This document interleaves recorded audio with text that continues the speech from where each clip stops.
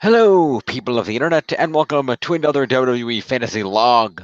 I am James Phoenix. Fear the beard. Yeah, okay, Except why you don't not? have one. I don't. But hey. Anyway. Yes, this is our first scoring episode of Season 7. If you didn't see it, we did our Season 7 draft yesterday, so go check that video out if you'd like to see that in progress. And now we are here to do our first scoring of the season for WrestleMania Fallout week. Excuse me. Right. And also, if you weren't here yesterday, you'll notice we're not doing no news today because, well, the video's already there. Go check that out. We have now split it up. We have. The news will be a separate video on Fridays going forward now, and we'll still do this on Saturdays just so the videos are shorter and it's easier on everybody. Yeah. Pay-per-views will still be scored on Thursdays as long as that works out for everybody. Correct. With me, as always, are Jeff and Tiff, obviously. What's up? Tiff, are you there? Yeah, I am. I didn't realize I had my mic muted. I'm sorry. That's okay. Okie doke. Just wanted to make sure the people knew you were here.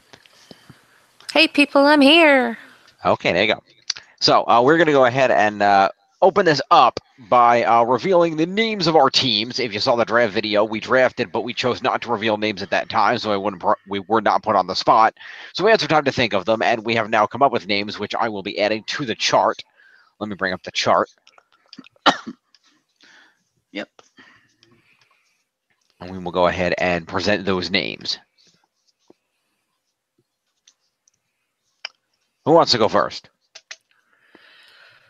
I can go first. I came up with, or at least All right, go ahead. Everybody. I'm sorry. That's okay, Nobody started talking, so I had some help with this. I couldn't think of what I wanted, but I came up with, or everybody came up with, Legit Rowdy Architects. I like it. It's a good name. Okay. And can somebody remind me how to do a find replace? I already did it for my side and on here, and I just went through, and you know how you do the alphabetical or like this when you go. Oh, I got it. It just Control F replaces in the find box. I got it. Okay, never mind then. Alrighty then. Each instance of that with the let's see. Oh, here it is. Also, if you're interested, Jim, the button for it is on the home tab at the very end. It says Find and Select with a magnifying glass. Got it. Somebody want to verify how to spell architects? You spelled it right. Okay, thank you. Mm-hmm. So, okay, 37 replacements are made. Next. Well, let's just go in reverse order then. Go ahead, Jim. Okay. How do you do that again? The Find and Replace. Yeah. Click on the home tab. Okay. At the far right, you'll see a magnifying glass that just says Find and Select. Yeah, when it brings it up, you're going to see that's going to be on a find, but there is a tab in that window that says replace. And all you do is go in there and you type in what you want to find, which would be an existing team name, and then just type the one you want to replace within the replace box, and then hit replace all. What was the button that you pressed, Jim? I did Control and F. Actually, if she's going to be doing it too, I'm not going to do it here. I'm going to throw it in this chat so you both can get it. Okay. I'm going to be throwing my name in the Hangout chat so you can both spell it correctly. Okay. Anyway, go ahead, Jim. Yes. So, in my case, because there's a wide range of people on our roster, but a lot of them are not permanent. A lot of them are, I got people like Jericho and The Undertaker who probably aren't going to be around much beyond the Greatest Royal Rumble.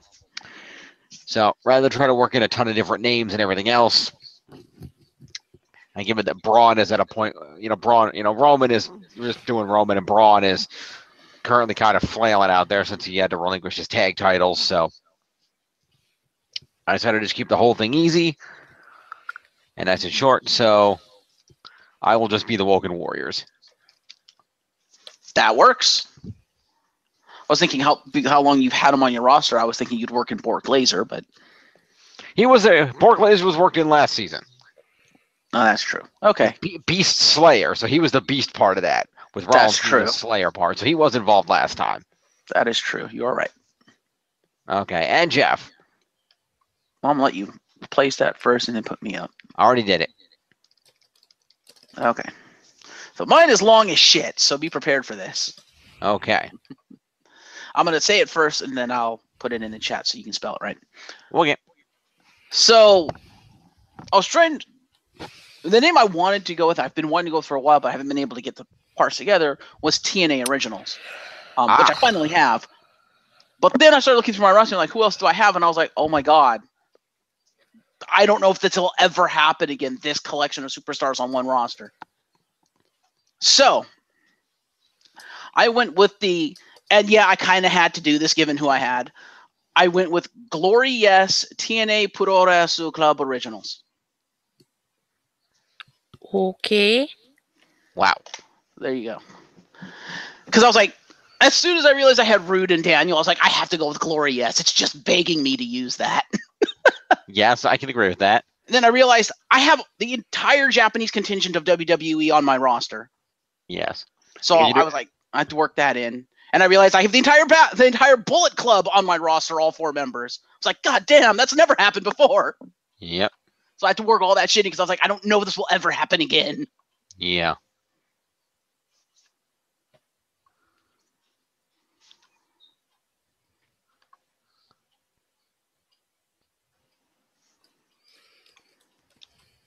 Where does Puresu come from?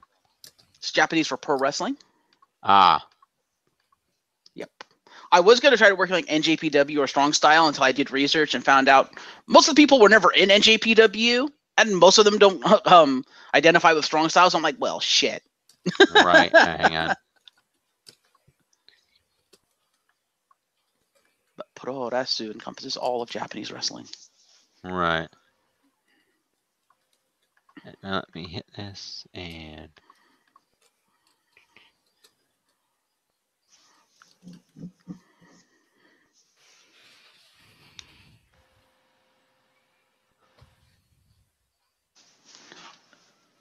I can put this away now so I can get the whole screen.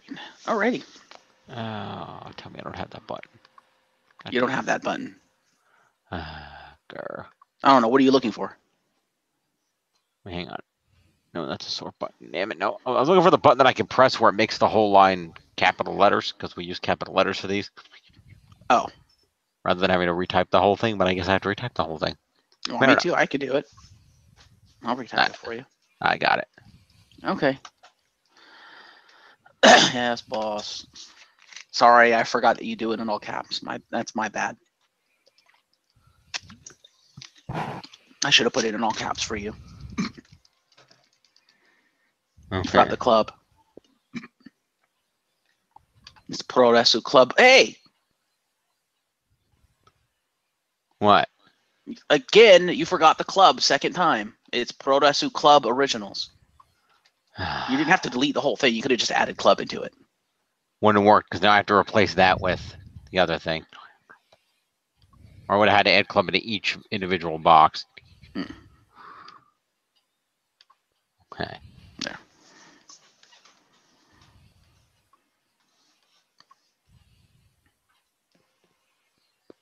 Yeah, you're gonna have to resize the teams too. We'll deal with it. Hang on. Yeah, you got to change that, huh?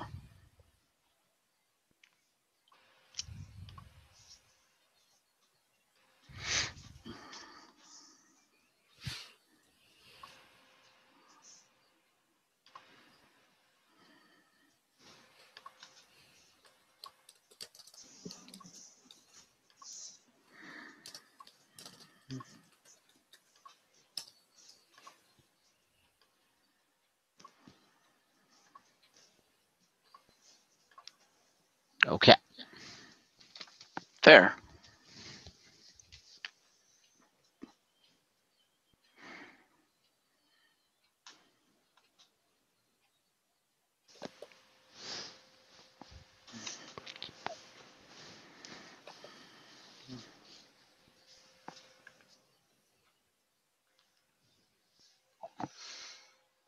Okay. Right. Now I gotta put them over here. Yes, you do. Copy and paste is your friend.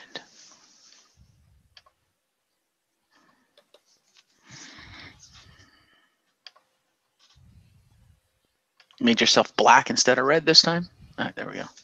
I'm working on it.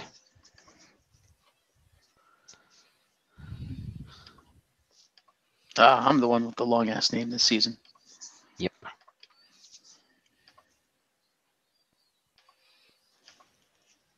Ooh. Okay, yours was easier than mine because I'm trying to copy and paste. It's not working.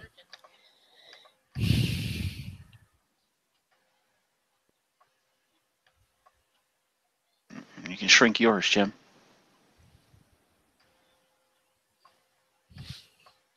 If you just double-click it, it'll shrink it to where it needs to be. It's good to know. Yep.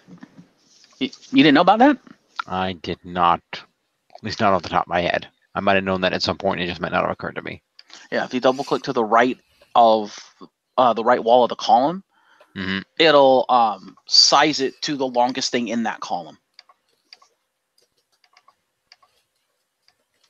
No.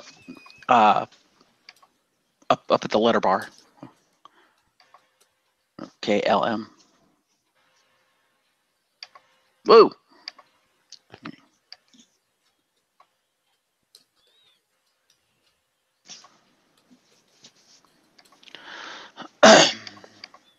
I just put black boxes. What the fuck? You put boxes around us? No, I didn't mean to do that. Hang on. It's because when it copied over, it screwed up the boxes. Hang on, let's try this again. Go back and recopy and paste everything? Yeah, but I know what to do with it.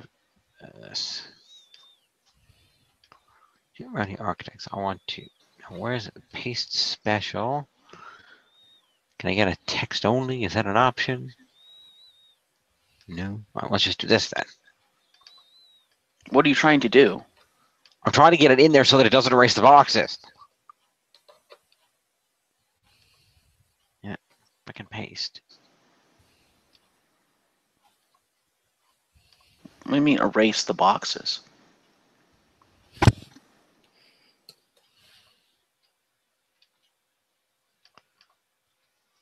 Oh, I see what you're saying. You don't want the background.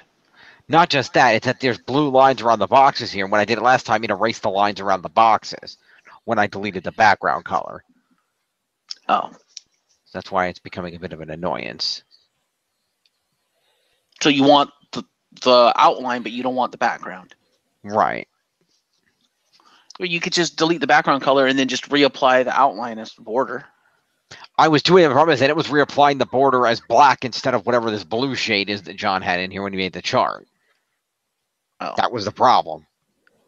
It's not default applying it to the pre-existing color. Well, maybe you're just gonna have to retype the whole thing, all three names on there. Yeah, I might. All right, screw it. Actually, I could have left that one.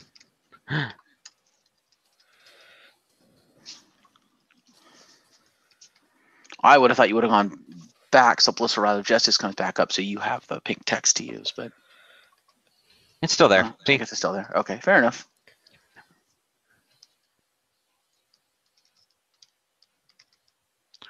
I didn't realize there was an outline around these ones, but that's fair. Yep, so you can see the blue lines, but all the boxes have lines. I just thought that was the grid. I didn't realize he actually manually put that in. That's fair. It is the grid, but he made the grid a specific color. It's the, I should say, it is the default grid color. Okay.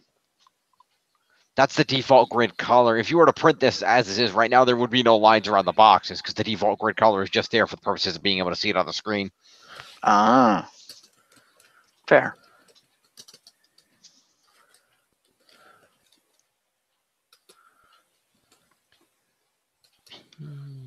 You are...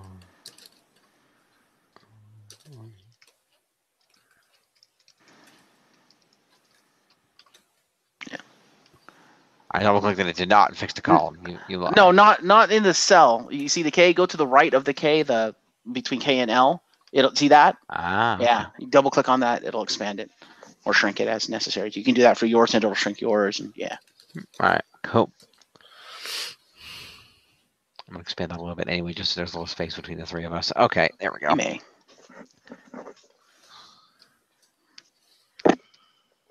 Raw. Monday Night Rollins.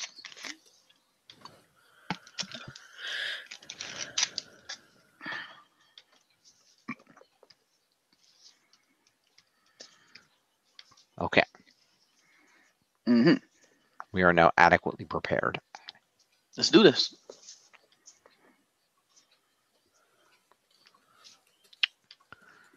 Yeah, make sure these guys are in alphabetical order. I'm going to delete this box.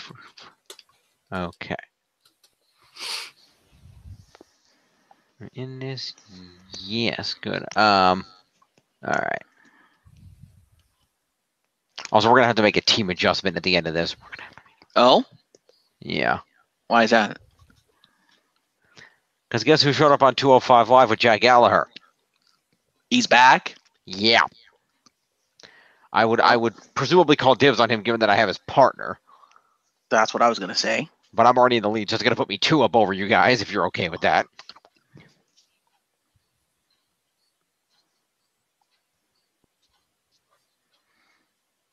I don't know what else. I suppose what you could do if you really wanted to try to even it out a little bit is if you take Brian Kendrick, choose a solo superstar from your roster, we could throw it into a draft of me and Tiff and just draft him to one of our teams. Just throw it into a wheel really quick and just be like, whose team is he going to land on? We could. Because I think you just assigning it isn't totally fair. Right. Since one of us is going to be one short. Right.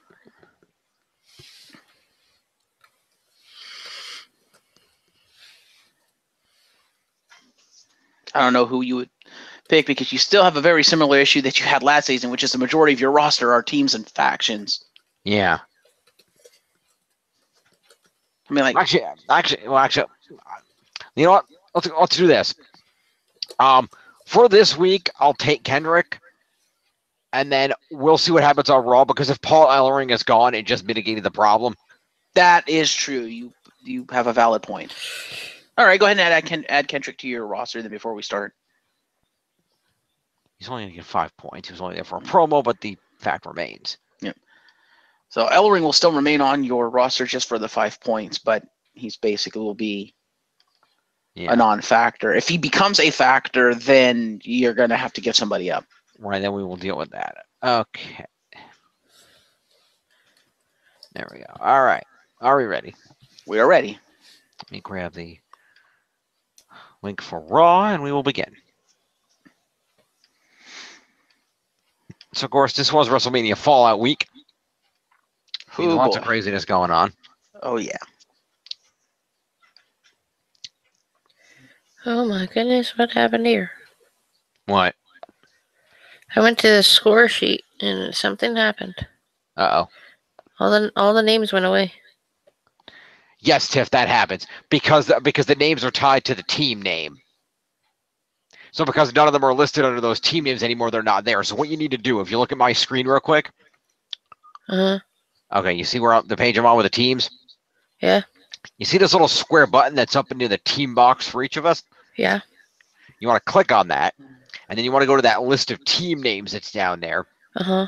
And you want to uncheck the box for the one that's, for example, in Jeff's case, you want to uncheck the Balor Club Worldwide, and you want to check off the Glorious blah, blah, blah. Okay, let's see. And then click OK, and then his team will appear.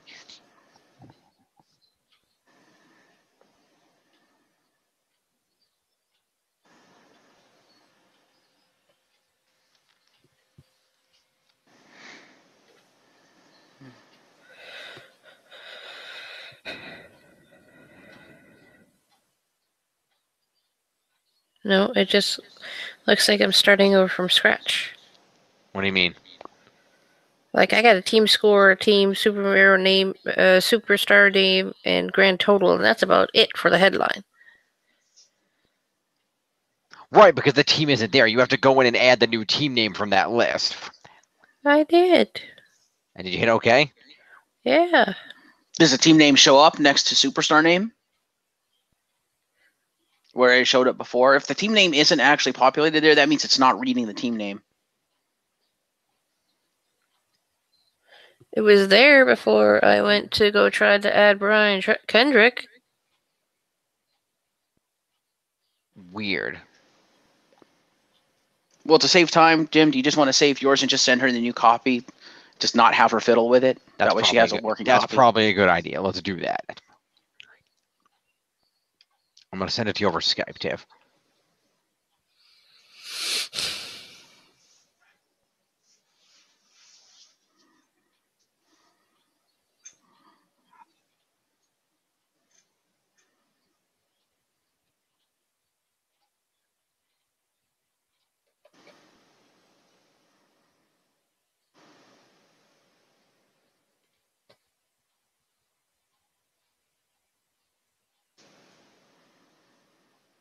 Okay.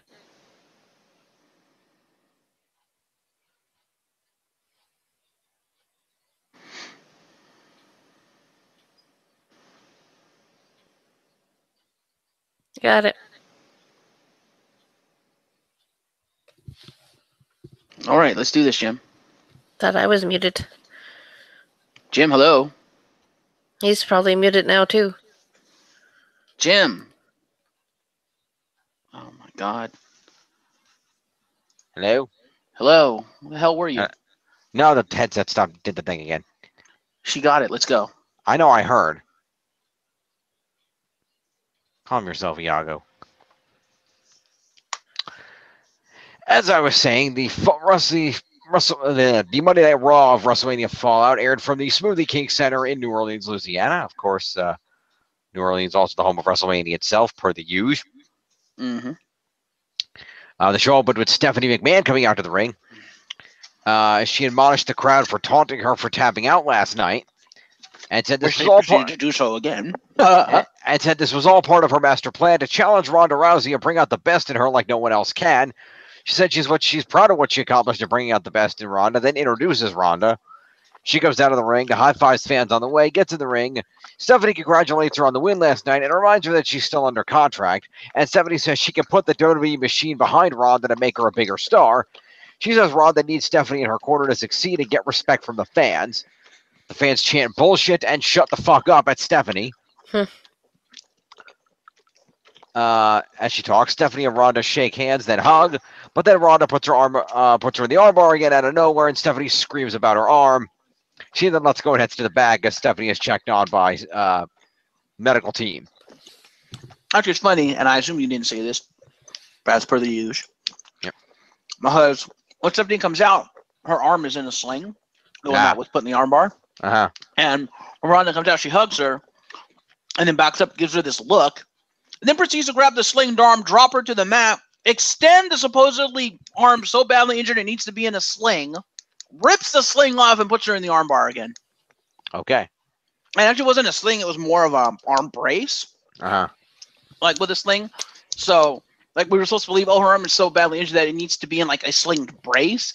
And Ronda just fucking fully extends that shit. You're just like, if it was really that injured, that would have just completely fucked her up. Yep. But Stephanie told her she screamed like a damn banshee. Mm-hmm. Also, Ronda had Piper's jacket still because, still in New Orleans. Yep. That's fair. All right, so that is going to be a promo to Stephanie. Mm-hmm.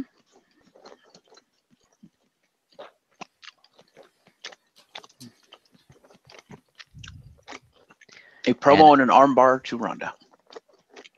I don't think Ronda actually said anything. Yeah, she did. All right.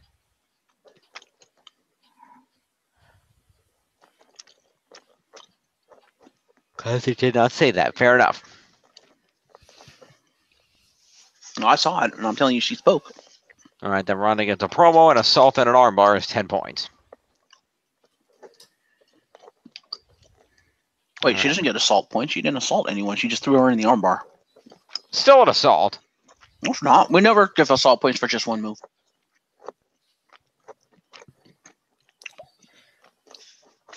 All right. Hey, you're the one that came up with that rule. I always thought we should have, but you said that's no. fine. So. Then it's 6. 6 then. Okay. Moving on. We go to the table where, of course, the commentators go out of the way to warn the people at home about the non-traditional crowd that tends to be at a post-WrestleMania show where the fans will, for shits and giggles, normally boo who they would normally cheer and cheer who they would normally boo.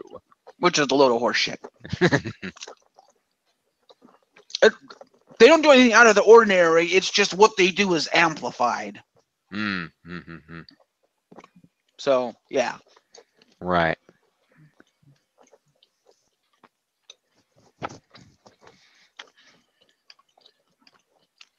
So, Nia Jax goes out with the Raw Women's title on her shoulder. Alexa and Mickey come out next, and Alexa gets on the mic and calls both Ronda and Nia Jax bullies, saying that Nia threw her weight around, and it's a lot of weight, and beat up Mickey for no reason, and that she only lost because she was distraught at seeing Mickey being attacked. Nia tells Alexa to shut up a couple times, says she loved beating them up last night, and then Nia introduces her new partner, Ember Moon. Yeah, actually, she says that, she loved beating them up and blah, blah, blah. And then, she was like, and I can't remember who suggested it, if it was the heels or if it was Nia, suggested a match or something. And I want to say it was Alexa or something. And, and she went on to say that, like, Nia, you don't have any friends, so, you're not going to have a tag team partner. He's like, oh, really? Well, then let me introduce a new friend I made tonight, my tag team partner, Ember Moon. And then Alexa and Mickey proceed to shit their trunks. As Ember Moon comes out to a thunderous ovation. And then she proceeded to wipe the floor with the two of them. Of course. Winning, of course, off of I think she calls it the Eclipse. Is that right? The twisting stunner. Yep. It's the Eclipse. It was pretty much a squash match. That's what it sounds like. So anyway, that is a promo to Nia and Alexa. Because I don't think Mickey said anything, did she? I don't recall. Probably not. Okay. She's just there as a body. Right. Because Alexa needs a friend. Yep.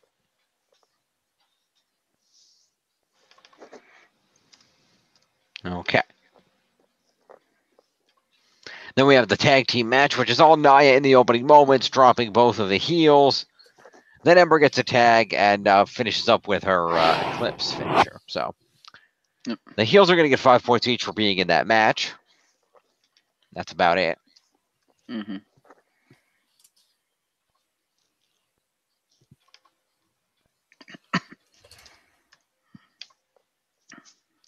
then Nia Jax is going to get 15 points for being on the winning team. 5 for competing is 20. She did not hit any moves, so it's just 20 points to Nia. And I minimized the document like an idiot. I'm beginning to wonder if we shouldn't start including throwing her opponent around like a fucking ragdoll as a signature move for Nia Jax. We can discuss that later.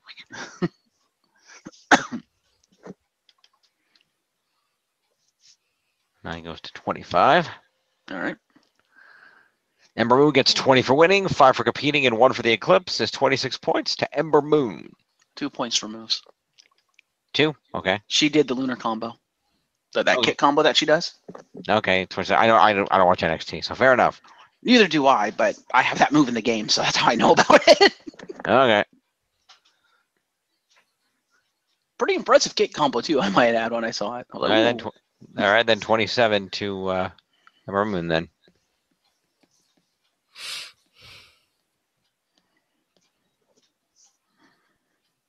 Alrighty. All right.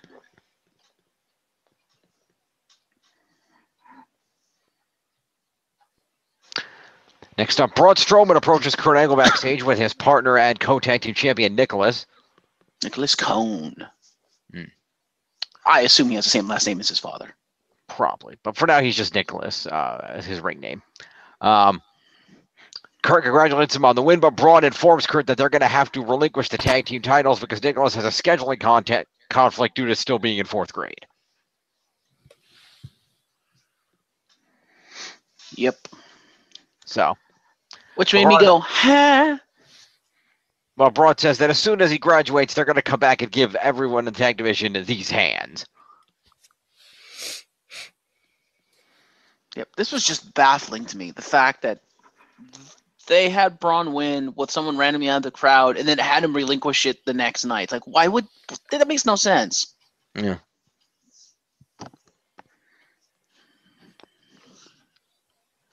So, promo to Braun. Yep. I mean, what do you think about this, Jim? I think it's just baffling. It is slightly baffling. What do you think, Tiff? Aside from it was baffling. Yeah. Yeah. Now we're gonna have a tag tournament. Yep. All right. There's a video package promoting No Way Jose. We go to commercial. We come back where No Way Jose makes his way out to the ring via conga line. I would like to give him a new name. One I heard on that wrestling show I watch, Wrestle Talk TV, because it's too good not to use. Okay.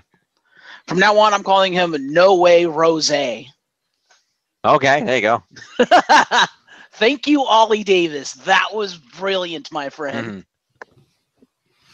Mm-hmm. Check out Wrestle Talk TV if you haven't seen it. It's a great show on YouTube. All right, then.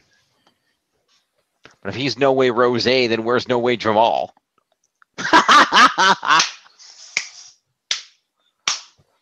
Touche. Anyway, No Way Jose proceeds to beat a jobber with one move.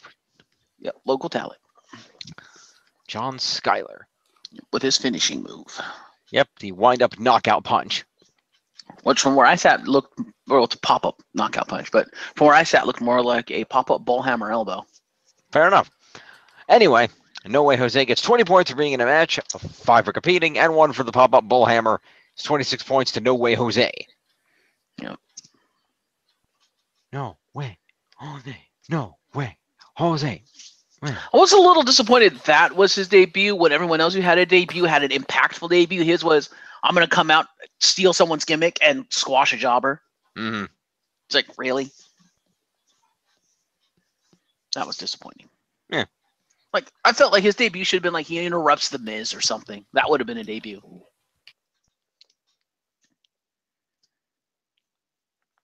Yo, Jose, that this is a sign that Vince cares nothing about you. He has no faith in you. Mm-hmm. Be afraid. Be very afraid. Mm. Well, all he has to do is last about a year, and then Vince will go to football, and it won't matter what he thinks. True. Anyway, did you, you did. Okay, moving on. Okay. So we got to the back where the Bar approached Kurt Angle saying they heard Braun forfeited the titles. And Kurt tells them they're going to have to recapture them to become 5-time tag champs, and they like the sound of 5-time champs. So that's a promo to the Bar.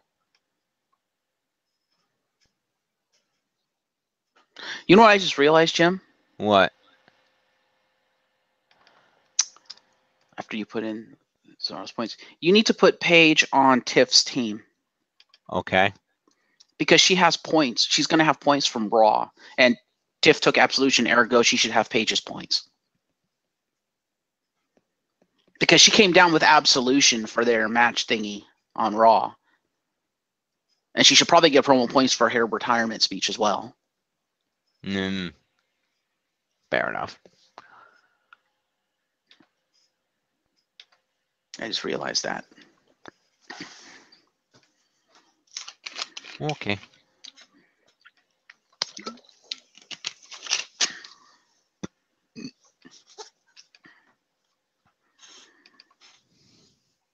Hopefully, Tiff is following along to giving herself a new superstar.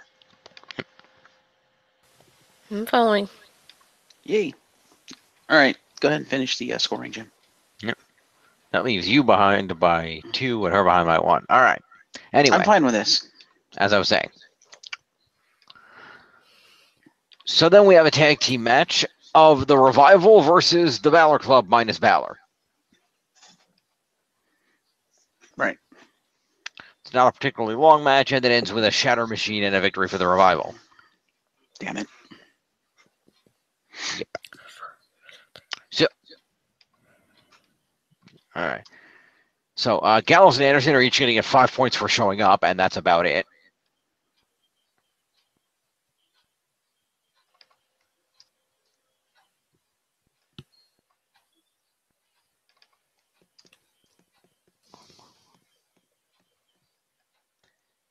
And then let's see, who was the up here?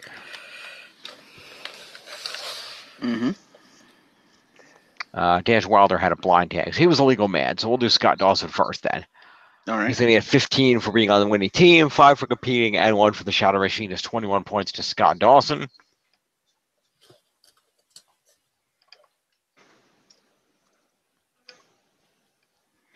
And then Dash Wilder will get 20 for winning, 5 for competing, and 1 for the Shadow Machine is 26 to Dash Wilder. Fair.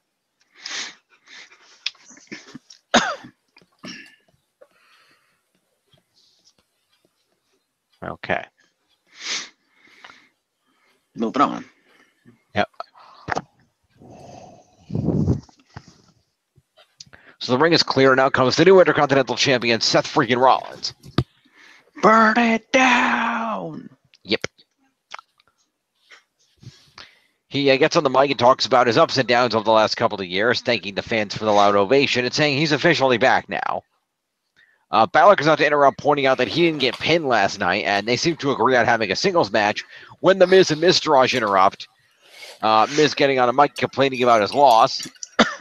Miz seems to unintentionally indicate that he can't win without the Miztourage, which Rollins and Balor point out. Mm-hmm. Miz then teases he'll invoke his rematch clause, but not right now. He'll do it at Backlash. And he adds that the Miztourage could easily take Balor and Rollins, and so Balor and Rollins choose to take them up on that offer.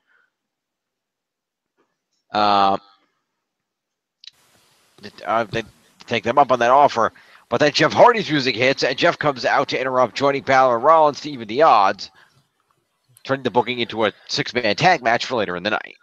Playa. So that's a promo to, let's see. Promo to Miz, Rollins, Balor.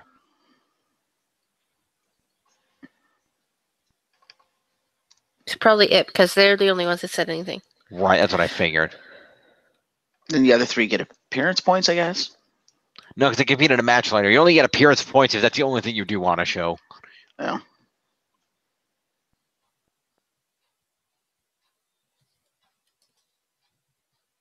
That's all right. Jeff Hardy will get promo points later.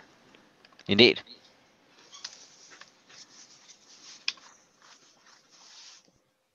Okay. So next up, after our commercial break, we have a match in which Absolution comes out, and Mandy Rose has a one-on-one match against Sasha Banks. Bayley is in Sasha's corner for this. And the match ends when some distraction from Absolution and Bayley gets involved, and Bayley accidentally hits Sasha, leading to Mandy Rose hitting her with a knee to the face and rolling her up for the win. I thought that would have been caused as a disqualification of some sort, because Bayley didn't exactly go, wasn't in the match, so No. Seemed like she interfered of some sort. Well, I mean, I guess not, considering the other one sidestepped, so. Yeah, I mean, it's technically interference, but she wasn't intentionally trying to attack Sasha. It just kind of happened. Mm-hmm. That we know. Yeah, well, that's a whole other question. But regardless, Tiff is correct. That should have been an immediate disqualification of Mandy Rose. Mm-hmm.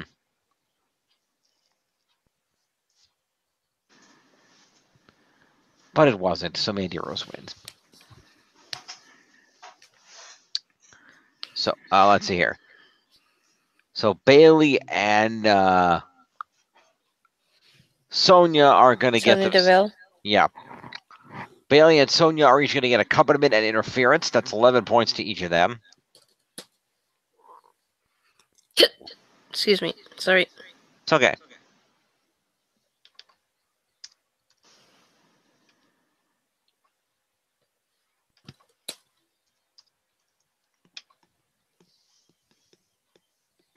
Paige should get accompaniment as well. Yes.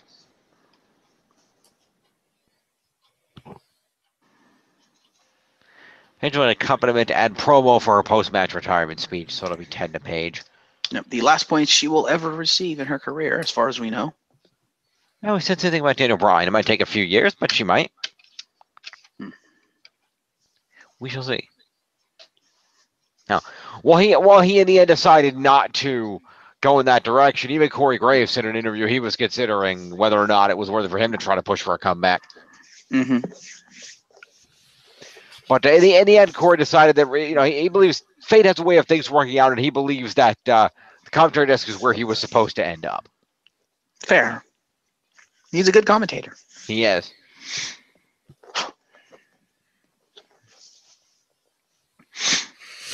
Anyway, the match. Indeed. So, Sasha Banks lost the match. She's going to get 5 points for competing, and one move is 6 points to Sasha.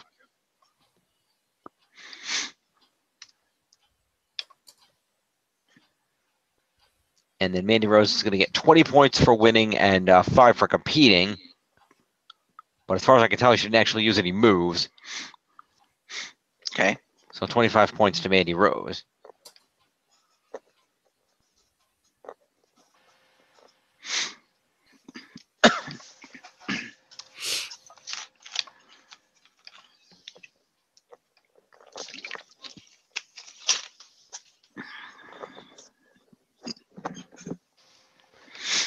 All right. And as mentioned, Paige gets on the mic afterward, and she announces her retirement as an in-ring competitor, thanking many people that she has worked with and the audience in New Orleans and watching at home. It was a pretty emotional thing, and she pulled off, I think it was her gloves, and left them in the ring. She did. No, it was a T-shirt she pulled off her side and laid it in the ring. Oh, it was a T-shirt? Okay. Ah, okay. And she put the mic down, then she pulled a shirt from like her back pocket or what have you and laid it in the ring. Fair. And then left. Fair enough. And the audience responded with thunderous "Thank you, Paige," and "This is your house" chants. Mm-hmm.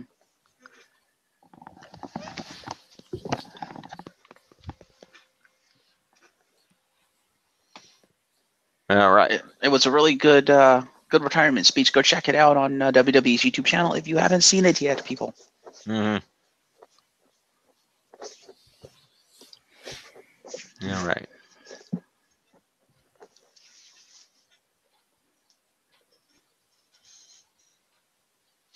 So next up, Jeff, would you like to ask the question? Who wants to walk with Elias? The answer is Tiff. Mm-hmm. Indeed. So Elias comes out and proceeds to perform a song. He has some fun. The fans have some great chants against Elias, jumping on board with his insults. And I'm trying to remember exactly what it was they were chanting. I don't remember. I'm trying to think of it, and it's not coming to my mind. No, because he called them something, and they responded by chanting, "We are," whatever the thing he called them was. It was kind of hilarious. It was. I remember that, but I don't remember what he said.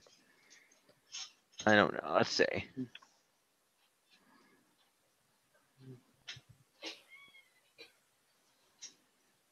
I don't remember. Don't know. Let's see. Irrelevant. He cut a promo. He sang a song. I know. It was a really good thing. I'm curious what it was now.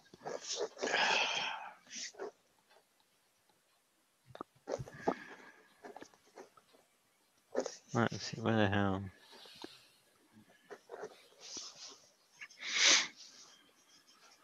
Nope.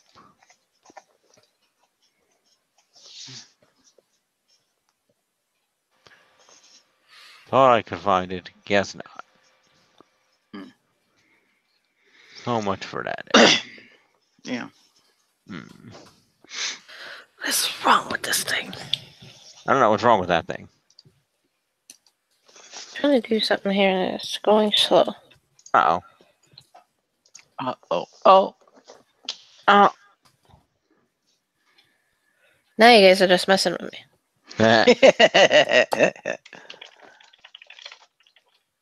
Be like, can you hear me now? Oh, excuse me. You are excused.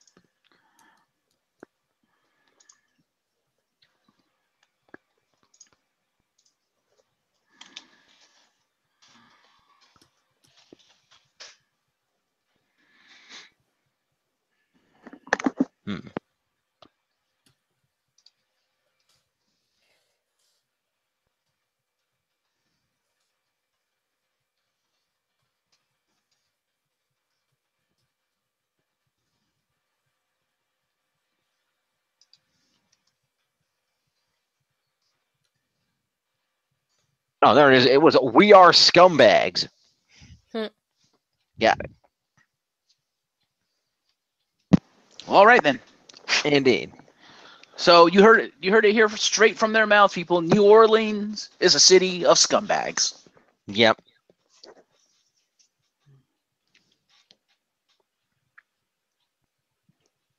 Their words, not mine. Yep. Moving on. So Elias did an excellent job trying to go with the crowd, talking about how he got interrupted at WrestleMania, blah, blah, blah. But as he, attempts to go into his song, he is interrupted by the returning Bobby Lashley. You musical bastard! Yep. Who proceeds to come down to the ring and drop Elias with a neck breaker and then an excessively delayed vertical suplex. That's a signature move. It is. I was kind of expecting him to just hit him with a freaking Dominator, but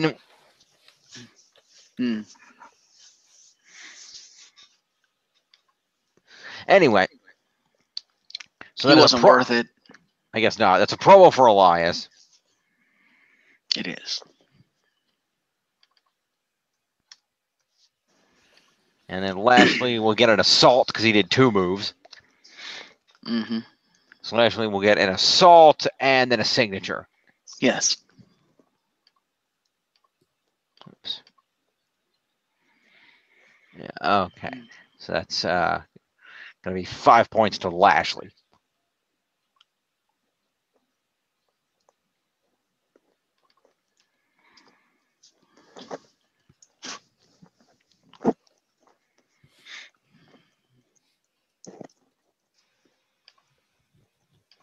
All right.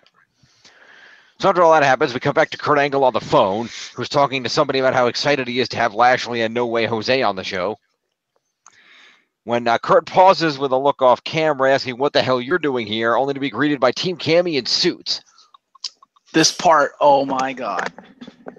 They walk in and explain that, they had a falling out with the management over on SmackDown Live rather publicly, but they put that behind them. And we're going to go. Kurt interrupts to ask, look, you guys are looking for jobs, and they answer yes.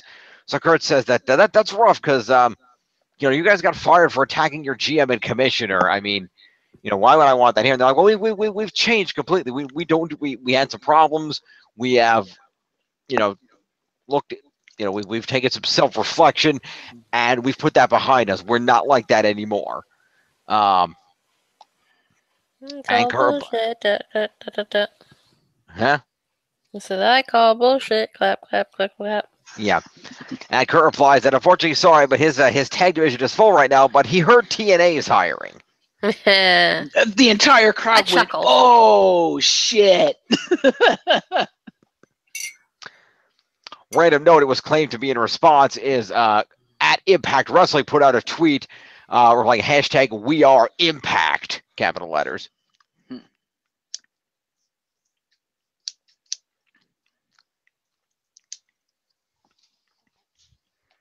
Yeah, Don Callis actually responded to it on Wrestle Talk because he is actually officially part of Wrestle Talk. So, and he said, the question was asked, well, do you care that they called UTNA instead of Impact? He's like, we don't give a shit. He's all like, do you care that they actually, called you guys out by name, blah, blah, blah. And then he's like, no, that's great. We have this worldwide fucking exposure. Why would we give a shit? This is awesome. We're getting free publicity through the WWE. Yeah. Like, Don has a point. Yeah. For those of you who don't know, Don Callis is one of the upper management of TNA over there, of Impact. Fair enough. Yep. Like a vice president or some shit over there. Mm-hmm. An on-screen personality. Fair enough. Yep. All right. So the crowd goes for that line. Team can't be plead for a job, with Kevin Owens immediately pointing out that we are not necessarily a tag team. You don't have to hire us together. And Sam is like, yeah, no, wait, what? And so Kurt says, fair enough. I can support the notion of opportunity that you used on SmackDown. You two get a match against each other tonight for the one open spot I have left on the Raw roster. Dun, dun, dun. Kurt says it's going to get interesting. Promo to Team Cammy. Indeed. It makes me sad I no longer have Team Cammy. Makes me happy I have Team Cammy. Mm-hmm. That's fair. We have a lot of S people on the roster. We do. Anyway. So following that, we got a promo informing us that the Superstar Shakeup will be happening next week on Raw and SmackDown. So we'll stay tuned for that. Despite the fact it's already started. Excuse me. Yeah, well. Technically it hasn't, because the only shakeup was, hey, we got some NXT people and Lashley came back. There's not actually been any directly pulling from Raw to SmackDown or vice versa. They almost got Team Cammy. True, but they were already fired. Yeah. They're technically not SmackDown brand superstars anymore. True.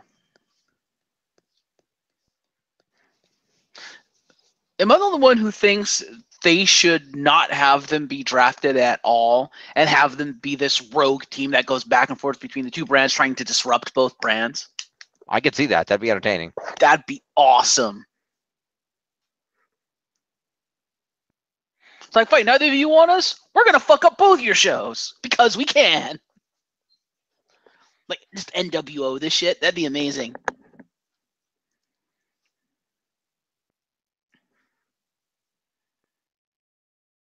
And we lost Jim. We lose Tiff too? Hello? No, I'm here. Hello. And all you hear is crickets. Chirp, chirp, chirp, chirp. Hey, there's Jim. I'm here. Anyway, so next up, Beauty and the Man Beast come out to the ring. Give us competition. I need this job. I got kids. Do it for his kids. Yes. They come out and they ask, they issue an open challenge to any tag team who would like a piece of them. And they receive a response from the Authors of Pain. With Paul Ellering. With Paul Ellering for now. The Author of Pain stomp their way down to the ring, beat the holy hell out of Beauty and the Man Beast, and leave. Indeed. They jump in the ring. Slater hits a super kick, but it basically gets no sold, and then they proceed to beat up Wendy Slater and hit him with the last chapter for the 3 count. So that's going to be a promo for Wendy and Rhino. Start with that. Actually, it's going to be a promo and a match because I don't think they had any moves. Let me verify that. They did not. So it's going to be 10 points each to Beauty and the Man Beast. Fair. 10 points to Rhino. And 10 points to Wendy. All right. I wasn't aware we had anybody with the first name with the W on the roster. Very funny. Aren't you hysterical? Anyway. I try. That's good. Anyway, Authors of Pain.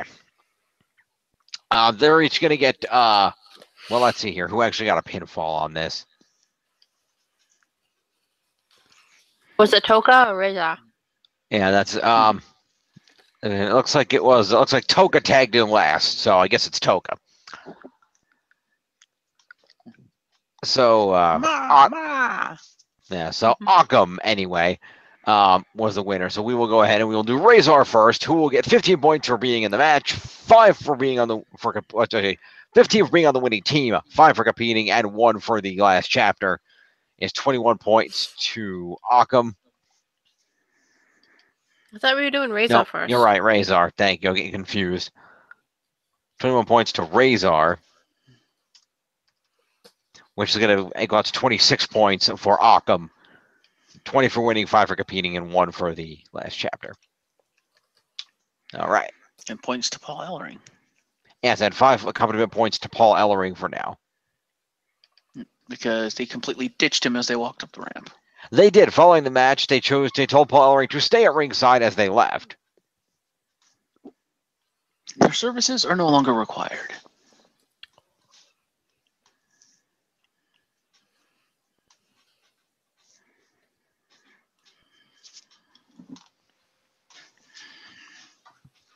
Am I the only one who wants someone to take some footage of like Ellering and the Authors of Pain, and in a moment, like say when Ellering is pissed off, hopefully there's one, dub him over with the voice of Super Shredder from the TMNT 2 movie, saying, "Babies, they're babies."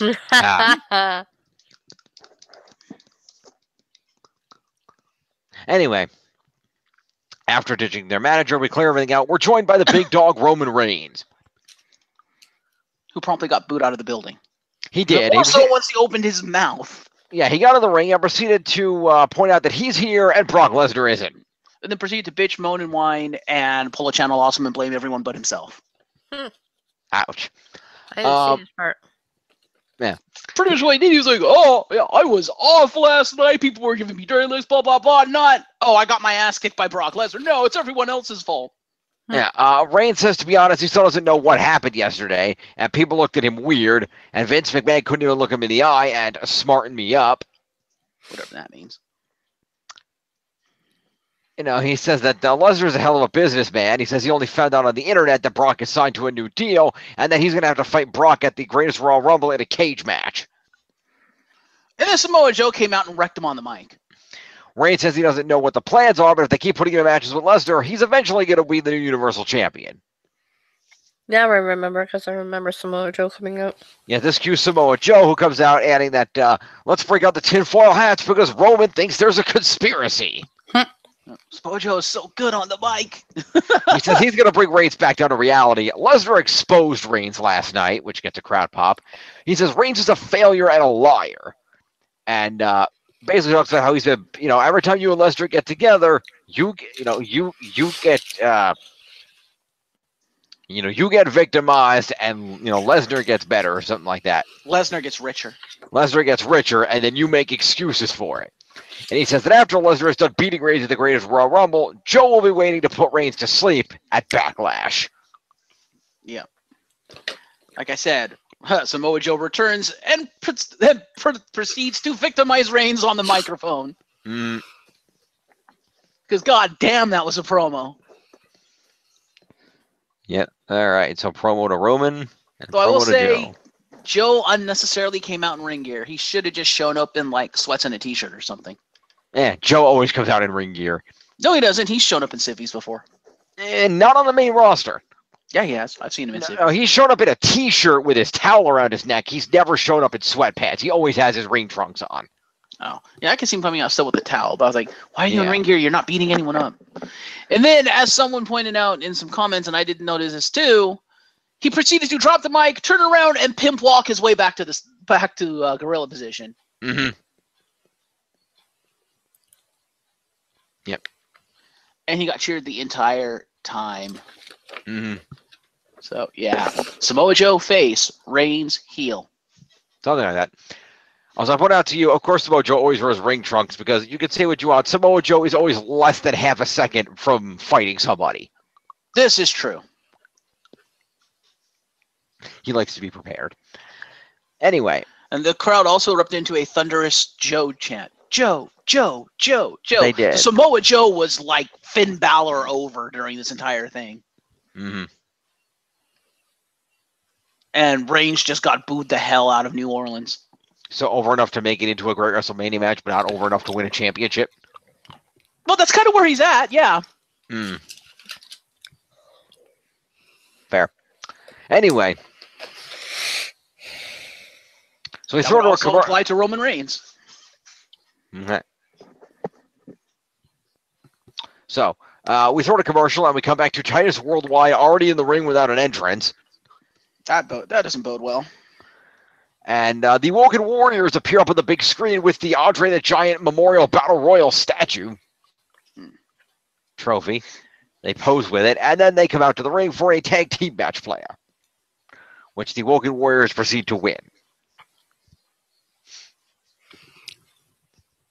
Are you sure that's what happened? Because I remember them standing beside the trophy, them talking, and then coming like towards them was Seth Rollins, Finn Balor, and Jeff Hardy, and Jeff Hardy stood there talking to them. Or are we not at that point yet? We're not there yet. That's later. Okay. That did happen, but we will get to that. So anyway, the Woken Warriors won the match via mat with a twist of fate on Apollo. While Bray Wyatt blocks Titus from breaking the pinfall. Like a good tag team partnership. Indeed.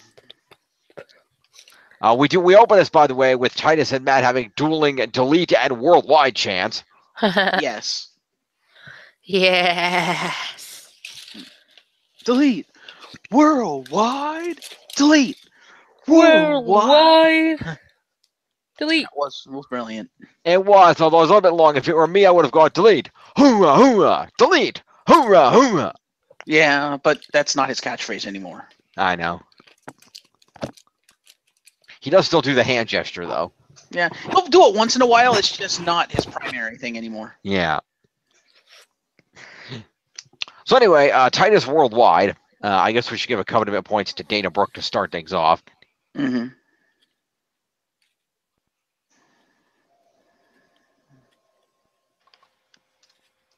All right.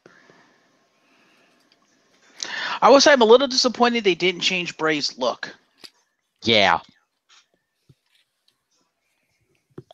I can see they why. gave him like a some kind of apron thing that looked like he was like a what's the word I'm looking for? Blacksmith.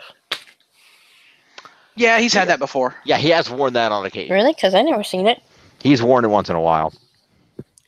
It started as I believe it started as a pay-per-view entrance attire, and then they're like, "We like that look. You're gonna keep it." So he comes out with it once in a while. Now he switches between that and like the hoodie. Mm-hmm.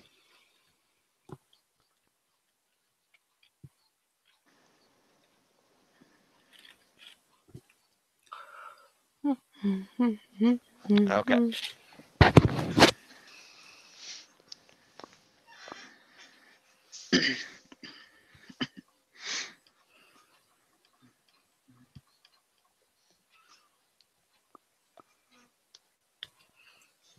Oh man. Oh man. All right. So Titus Worldwide did not earn any moves in this match.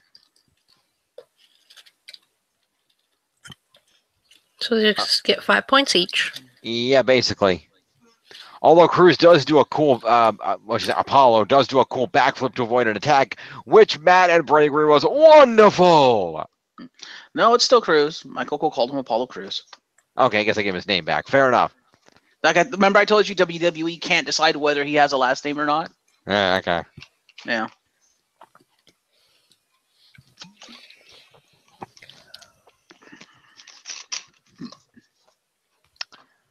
So 5 points to each member of Titus Worldwide.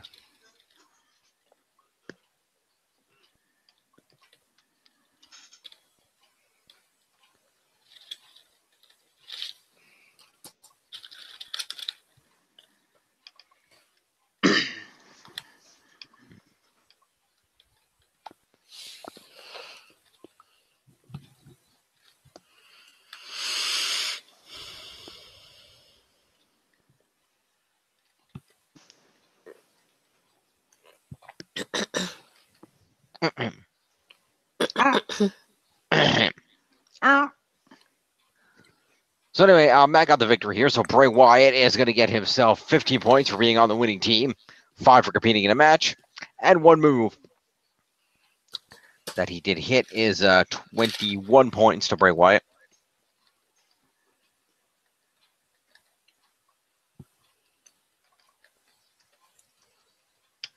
And therefore, Matt will get 26.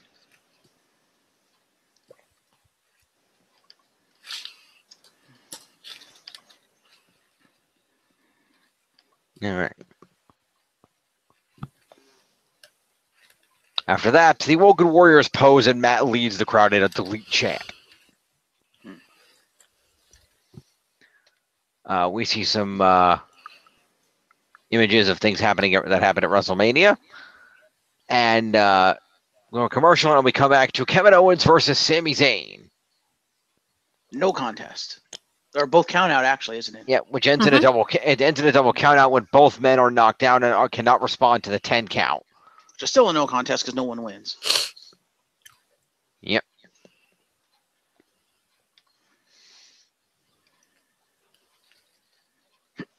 So therefore, each of those 2 men is going to get 5 for competing and 5 for it being a no contest ending. Is 10 points. Plus, Sami Zayn hit 3 moves. I don't think Owens hit any.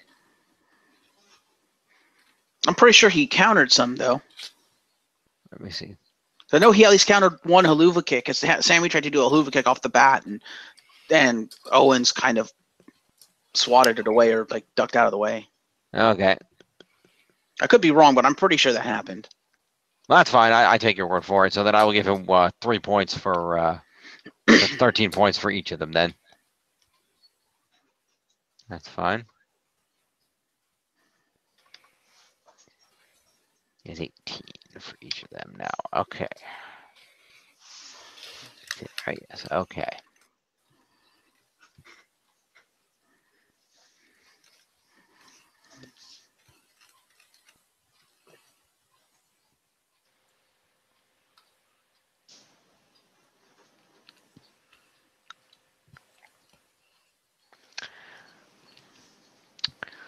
So after that, JoJo announces that since neither man won, neither man will get a job on Raw. Rightfully so.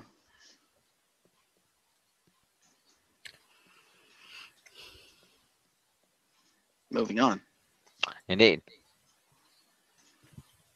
Chirp, chirp, chirp, chirp. Yep. So next, Jeff Hardy, Finn Balor, and Seth Rollins are walking backstage, and they run into Woken Matt and Woken Bray. The Hardy Boys briefly exchange words. Jeff mentioned that he left Matt a voicemail, but never heard back from him. And they discuss Matt winning the Battle Royal, which Jeff is very proud of. And Matt introduces Bray Wyatt to him, who proceeds to say he's grateful to meet Brother Nero. And he gives him a hug.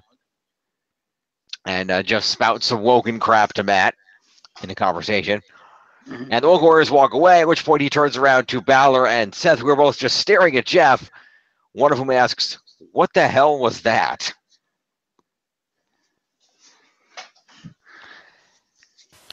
And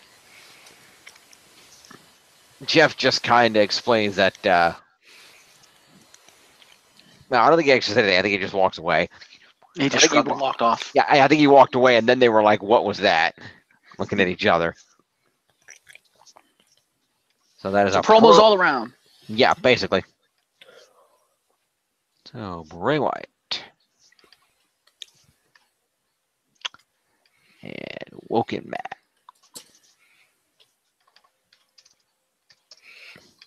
and Jeff. What about him? He's sitting right there. I know. Hi. Wonderful. And Finn Balor. Woo. And Seth Rollins.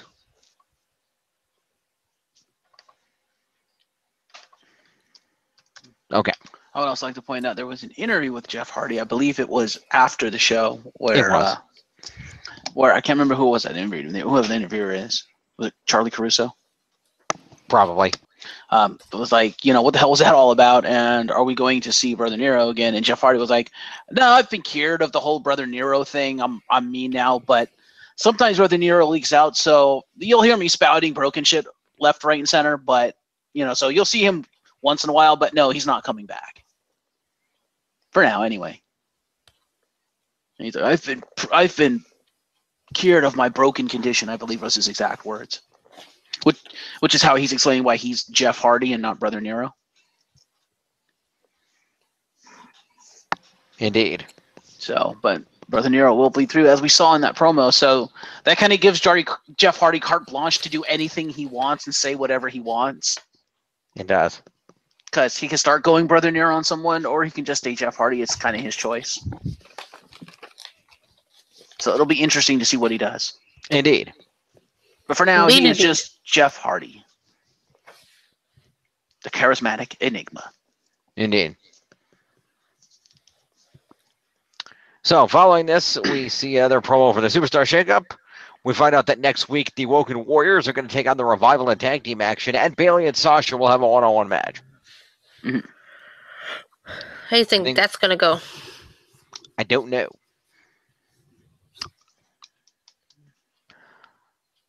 But with their animosity, it won't be pretty.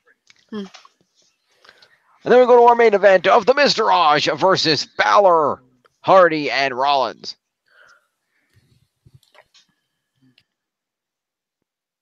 The Extreme Shield Club? Something like that. And the faces come out victorious via a curb stomp on The Miz. But not before hitting 2 Poetry in Motions, which was brilliant. And a double whisper in the wind. Yes. So, yeah. Damn it, Seth, taking my victory points.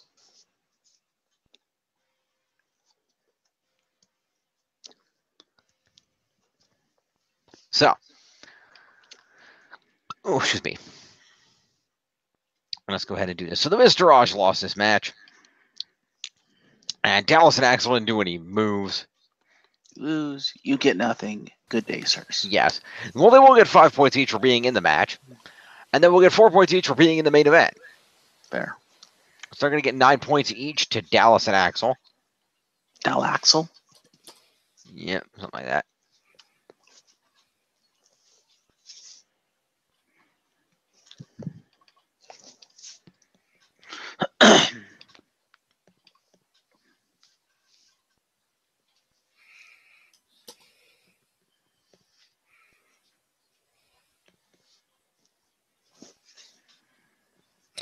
And then Dumb is.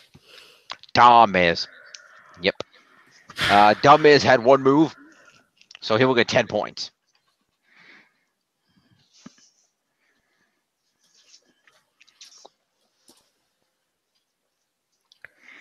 Let's go put him at 15. There we go.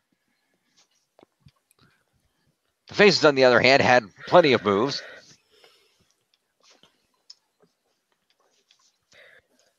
Let's see here. Who are we starting with? Yeah, hang on, was it? I just had the rope. Well, we know Seth Rollins was legal man, so. Yes, we know that. So just give me 1 second. I realized something here. Hang on.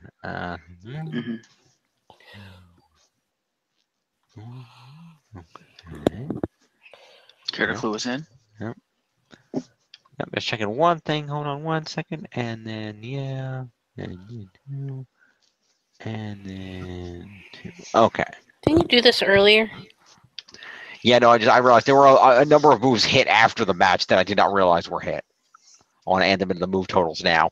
Okay. So,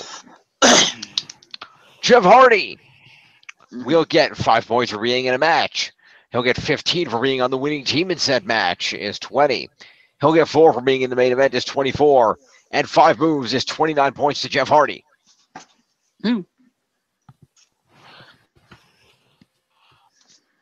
Plus his pre-existing 5 is 34 points to Jeff Hardy. Brother Nero. Clap, clap, clap, clap, clap. Do you want to verify that since it's blinking at the moment? You need to confirm this. What? Press enter, you dumb motherfucker. It's there. Why? There you go. Now it's confirmed. Anyway. Finn Balor. Woo! We get 15 points for being on the winning team, and he'll get 5 for competing is 20, and 4 for the main event is 24, and 5 moves is 29 points to Finn Balor. Fair. You gave him the move point for the double team, right? Yep. Cool. Let's have it 39. Wait, what double team? The Poetry in Motion.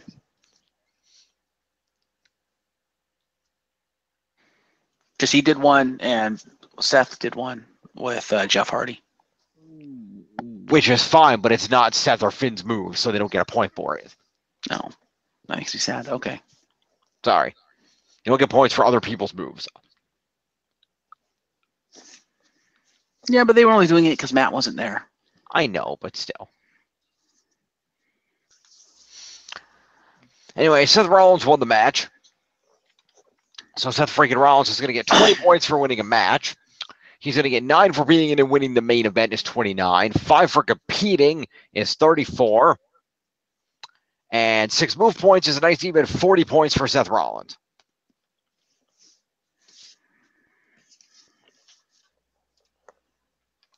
And these have already been counted in the move totals, but post-match, Jeff hits Bo Dallas with a twist of fate. Then Balor hits him with a coup de grace. Then Jeff hits him with a swanton bomb. And then Rollins hits him with a curb stomp. They then turn their attention over to Axel. And proceed to do it all over again. Yeah, coup de grace, swanton, and then a curb stomp. And you said they were already at it? Yeah, those move points are already included. Okay. And back to the table. Cole talks about the shakeup next week and takes us home. So there you go. There's Raw. Let's check out the happy totals. Indeed. Boop. All right. Refreshing of the data. Points are in. Following Raw, in the lead is me at 236 points. Damn it. Followed by Tiff at 208 points. In last place is Jeff at 141 points. Jesus Christ. That's okay. I have the main event. Yeah, I say all your main eventers are SmackDown guys. That's why you're a little behind, but you'll catch up. Wait a second. What happened here? I don't know what happened here. Because you have 223 and I have 238. I did something wrong here. You did something wrong here. Does that mean my points are off on yours too? Pardon?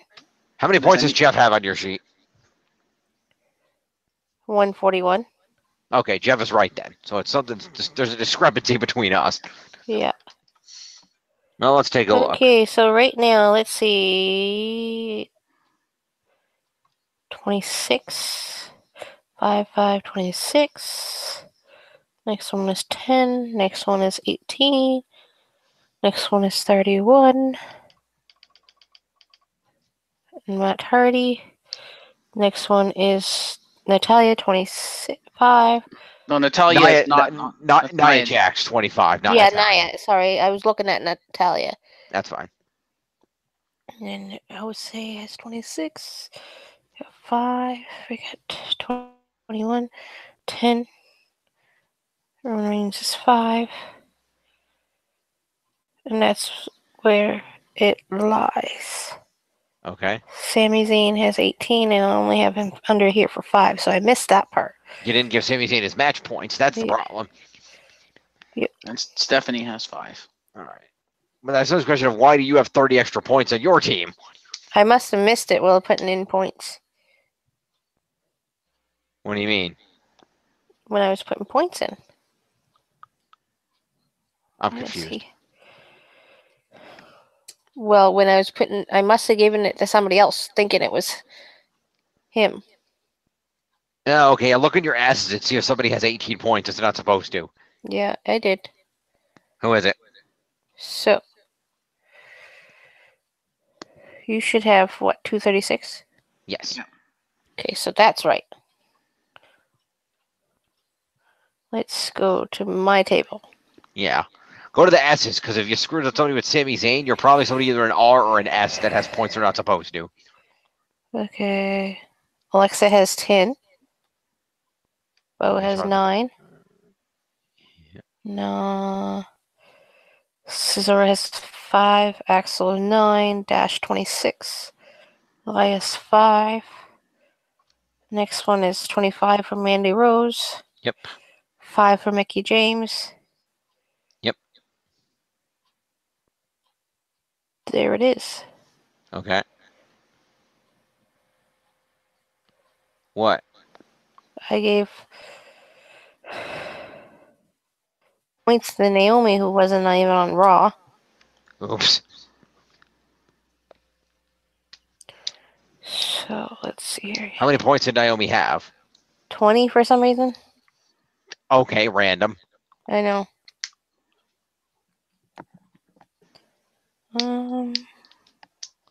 Just trying to fix the books, Jim. That's why I checked them. That's why I check it. So I am correct. Mm-hmm. Okay. Is everything else on yours right, Jeff? Let's see. That might be it.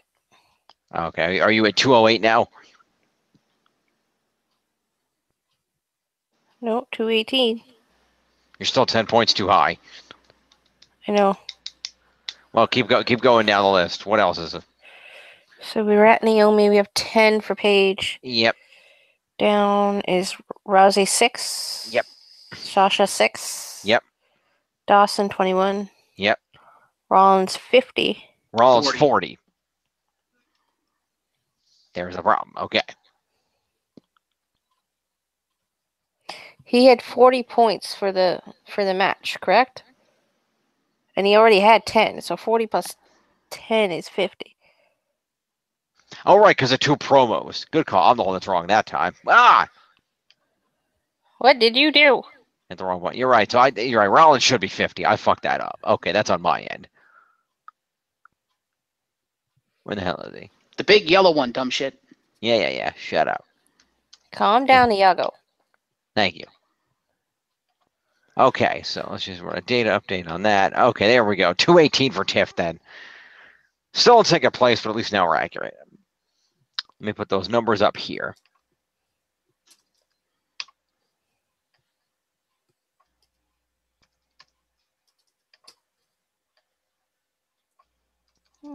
Okay.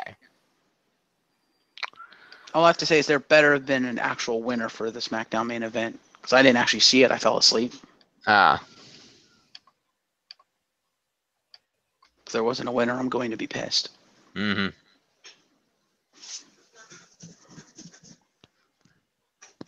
There was a winner, but it was via DQ. God damn it. Hey, it's your own fault. Cat didn't need a face. Decided it wrecked the whole match.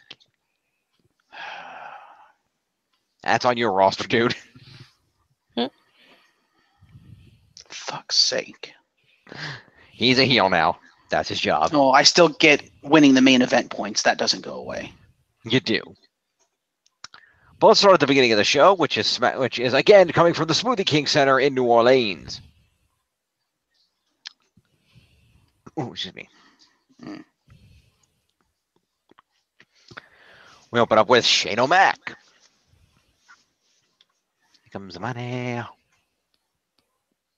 And Shane, on behalf of everyone at the company, thanks to fans for making WrestleMania a huge success. Talks about his moment on Sunday and how great it was for everybody to see Daniel Bryan back in ring action and returning to his place as an active competitor on the roster.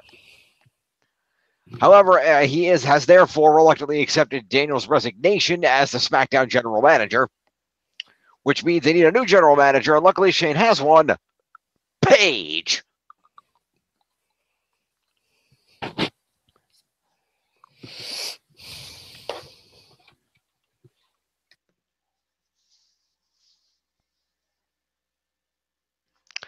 And so Paige comes out, gets on the mic, talks about her road to becoming GM, and moves on the topic of Daniel Bryan, saying since we haven't seen him wrestle on TV in so long, we're going to make it happen tonight. And she thinks about who his partner should be. The fans make some suggestions, including initially with a Rusev Day chant, and then following that with an AJ Styles chant, and Paige decides upon the latter.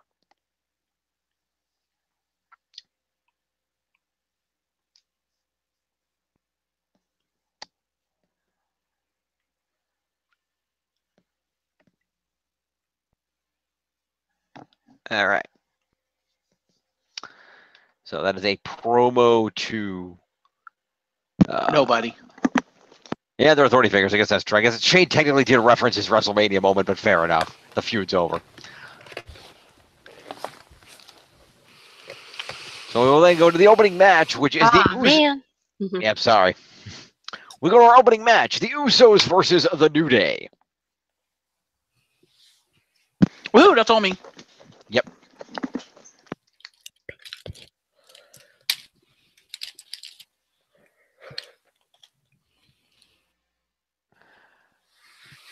So after much back and forth, the Usos take victory on this via a super kick and a big splash.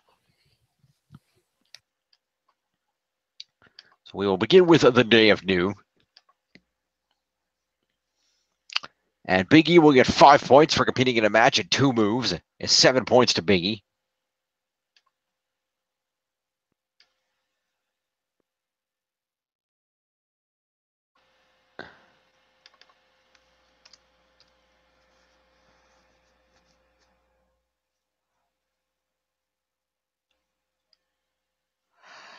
And then Xavier had 3 moves, so Xavier will get 8 points.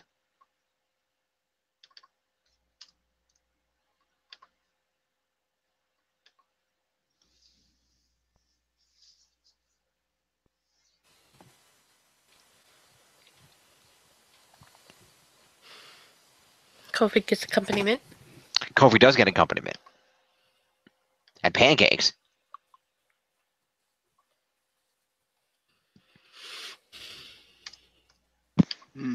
Pancakes. Mm-hmm.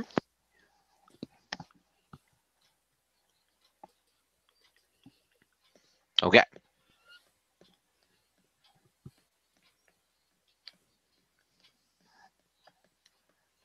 So.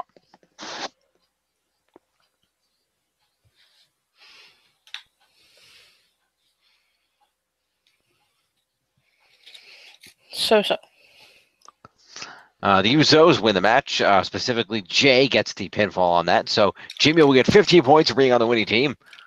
5 for competing is 20, and 3 moves is 23 points to Jimmy Uso. Jimma. And Jay won the match. He'll get 20 for winning. 5 for competing is 25. And 5 moves is 30 points to Jay.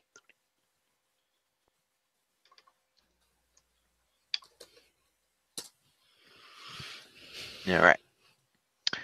The Usos high-five in the ring after the match. Before they can leave, the Bludgeon Brothers come out to the stage, and they proceed to point their hammers at the Usos and then leave. So 3 points each to the Bludgeon Brothers for an appearance. Wait, the Usos now combine into a WrestleMania sign? Yes. That's their new fusion. We need WrestleMania sign sword power now. Mm-hmm.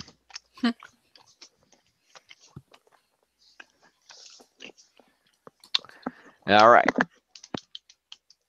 Next up, we get footage from earlier today of Naomi talking about winning the Battle Royal on Sunday and then being confronted by Natalya about it, which leads into a match happening now between the two.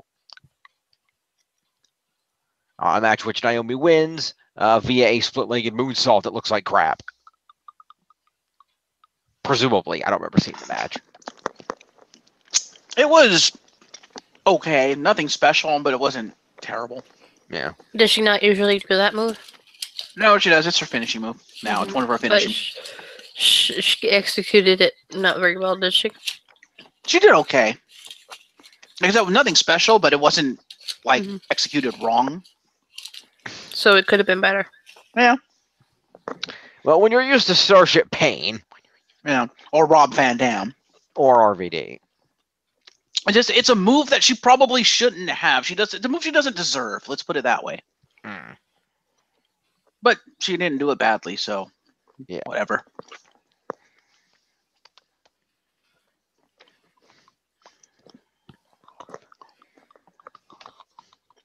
She should just stick to ramming her ass in people's faces. It's what she's good at. Mm-hmm. Or those stupid ballet kicks. Mm.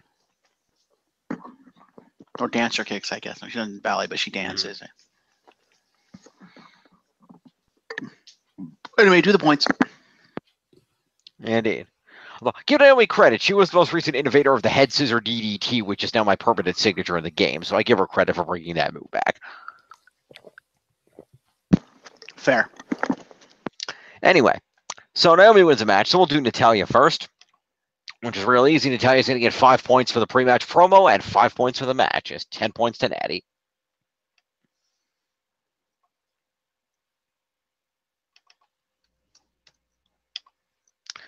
And then we got Naomi, who gets 20 points for winning a match, 5 points for being in a match is 25, 5 points for the pre-match promo is 30, and 3 moves is 33 points to Naomi.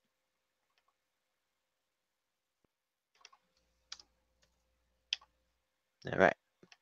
Hey, Jim. Yo. I just realized. Yeah. Because you did it on one, you should go up to Bray Wyatt and put Kama Woken next to his name. We did it for Matt Hardy. I know, but he's officially called Woken Matt Hardy. Bray Wyatt is not being called Woken Bray Wyatt. Yeah. He's just allying with Woken Matt Hardy at the moment.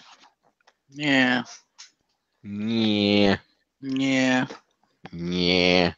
Yeah, see? Yeah, see? Yeah.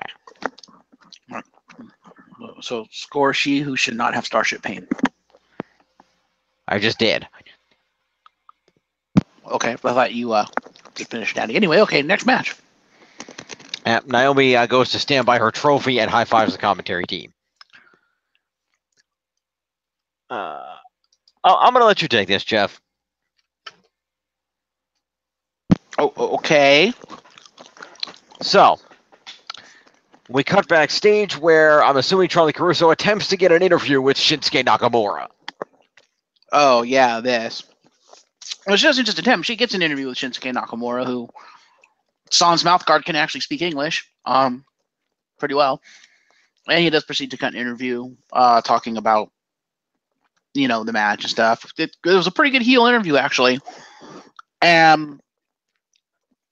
Charlie asks him, I can't remember exactly what she asked him, but I think it's like, why the heel turn kind of thing. Why did you? Oh, sorry. It was actually Renee.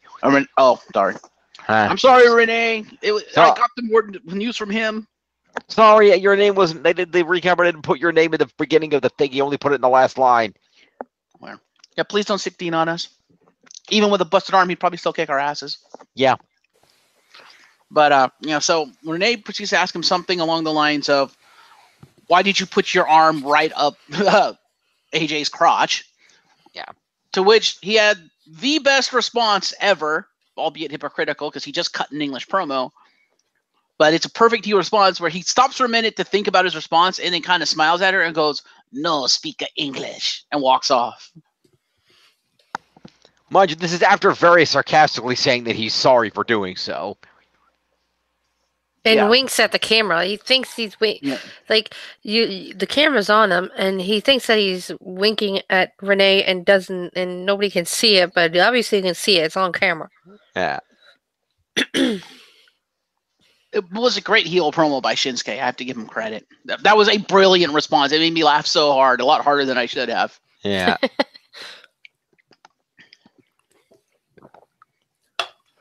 Maybe part of that is because I am Chinese, so if I were to go heel, I'd probably use that as a heel response because it's just too funny. Mm. But then again, I'm American, so I speak perfect English. So, the SmackDown Women's Champion Charlotte comes out to the ring. She talks briefly about how her and Asuka Wait a second. For the interview, doesn't Oh, wait, yes, you already did. I missed that part. Sorry, I didn't say it out loud. I apologize. Yeah, Shinsuke gets 5 points for the interview. Okay. Anyway, Charlotte comes out to the ring. Jim, question. What? Why are you so pissed off? I'm not pissed off. Yes, you are. You sounded pissed off. I apologize. I did not intend to sound pissed off. I was wondering, since we bothered to create a category for it, would this not count as a pipe bomb? Tiff, what do you think? Is that worth pipe bomb points? For the interview? Yeah. For the no speak English. Because I thought that was a great response. Admittedly, like, wow. It's probably a great response and everything, but I mean, I don't think it deserves a pipe bomb.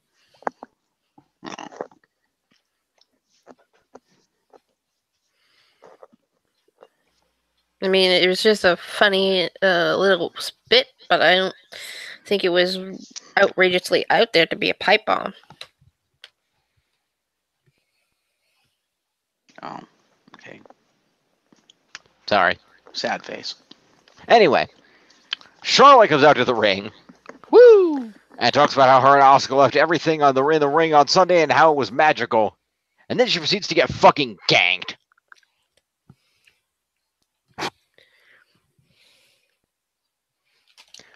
Because she's interrupted by the debut of the Double Iconics. The Iconics. Yes, Peyton Royce and Billie Kay make their debut on the main roster. They introduce themselves and say that Charlotte's match at WrestleMania was good, but it wasn't iconic. That's what I should have had my name as. Legit Rowdy Iconic Architects. Your name is long enough. Don't be him. Hey, she went long first. You went way long. Yeah, you currently hold the record for longest team name ever on this show. I do, but what I'm saying is she went long first. My name was short last season. She had the Blissful Riot of Justice, which was kind of long. That's that three is true. words. This is 3 words. You have 1, 2, 3, 4, 5 words. This has gone on 3 words too long. Did I just say 3 words? Anyway.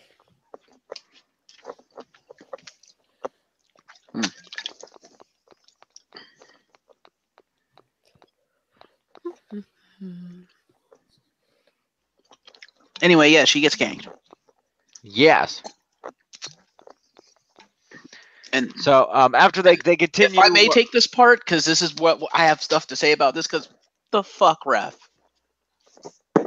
Let me finish the part before we get to that part. They say they want Charlotte to stop talking, and then they mock her, getting in her face, and this opens up to a brawl between them. She briefly fights they off, but they double team her, throw her into the announce table, the ring post, the ring steps, pretty much everything else that's within easy reach. Then double powerbomb her on the floor, and then throw her in the ring. And leave. This brings out Charlotte, who proceeds to cash in her briefcase. Carmella proceeds to cash in her briefcase. May I talk about this part? Yep. So, prior to the Iconics leaving, the crowd started chanting, Carmella, Carmella, wanting her to cash in, which she, of course, does. And then, the fucking referee, Mike Chioda, apparently thinks he's Shinsuke Nakamura and no speak English, because he stands there like a dumb motherfucker, not understanding that Carmella wants to cash in. For like 5 fucking minutes. It's like, dude, do your job. You have one job. Oh my god, it was so bad. Most awkward thing I've ever seen. Like, Mike Chioda just stood there like a dumb motherfucker, not understanding what he was supposed to do. Meanwhile, Carmella's just screaming in his face, I am cashing in, you dumb motherfucker. In all fairness, that's not Chioda. That's a referee, because every time somebody goes to cash in, it takes 5 minutes for them to understand the concept and initiate the cash in, because they want to build drama as to whether it's going to be a legit cash in. Not that long. It was too long. It was way too awkward, and Charlotte had way too much time. Like, it just, to me, was not believable that Charlotte was still that hurt after taking that long a time to actually cash in. I was like, no, you done fucked up. You shouldn't have taken that long. And I know that it was too long because everyone called him out on that shit. Everyone. If you go and look at shit on like comments and like reviews and stuff, everyone was like, no, that was entirely way too long. Chioda looked like a dumbass. So yeah, like when he did it, I was like, really? You're gonna take that long? Like, you question it once, sure. You know, he could be like, are you sure you want to cash in? Yes. Okay, and goes cash in. But no, he stood there for like a good, like at least 3 to 4 minutes looking like an idiot who didn't understand English. Meanwhile, Shrill Carmella is like, I'm cashing in. And it's like, what part of cashing in don't you understand, Chioda? Come on. I don't know. It was so bad. Oh my god, it was so bad. It's the worst cash in I've ever seen. Fair enough. But yeah, Carmella cashes in, super kicks, well, shittily super kicks Charlotte, and is the new women's champion. That was such a sloppy super kick. Fabulous, yes. Not really. She's kind of shit, but anyway. Yeah, oh my god, worst cash-in ever because the ref is a fucking moron. Mm-hmm. Well, give her credit. At least she cashed it in. At least she cashed in the briefcase herself instead of having James Ellsworth do it. Well, I'm sure if he still worked for the company, he would.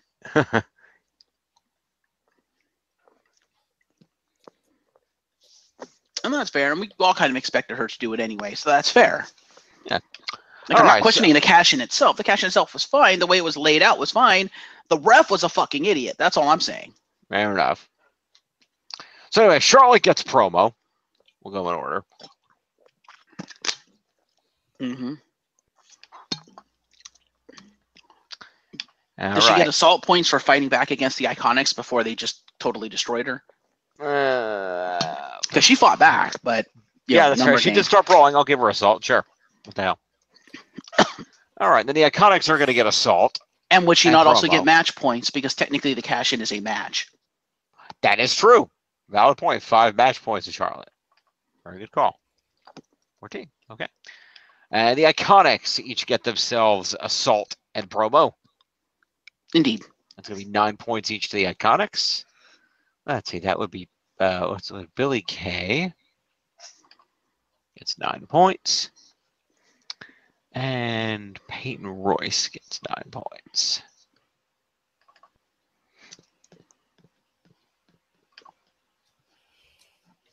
All right. Carmella gets match, title, and move. Yep. So Carmella will get herself 50 points for winning the SmackDown Women's Championship. She will get 20 points for winning a match. And 1 move. It is 70. 5 for competing is 75. And the 1 move is 76 points to Carmella right off the bat. That's the most points she's going to get. Everyone else is going to pass her by. So, hold your head high for this week, Carmella. You're on top number 1 right now. And it ain't going to stay. Probably not. So, she gets the belt and runs around the ring with it. And taunts Charlotte with the belt. Yep, and cries. All right. Next up, we have ourselves a triple threat match between Bobby Roode, Randy Orton, and Rusev. We each have a horse in this race. Rusev Day. Glorious.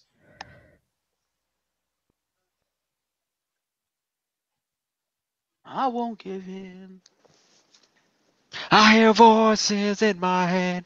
Anyway. Also, Jinder Mahal is sitting at ringside in a very large chair. Presumably with Singh Brother behind him. Indeed. So, commentator points to Jinder and Singh? Something like that. I think the Singh Brother interferes somehow. I think. Wouldn't surprise me. Remember. That's a good question. Ouch. Easy. I do not actually see an indication of that. Fair. So. Because he doesn't have it doesn't mean it didn't happen. But. Yeah. Anyway. So Jinder and Sunil will get the equivalent of commentary points for being at ringside. All right.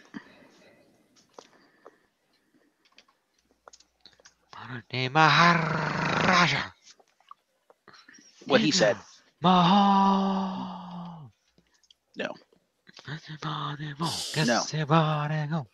Go back to Canada, you hoser. Ah. Ow. Hey, I can say that. I'm part Canadian.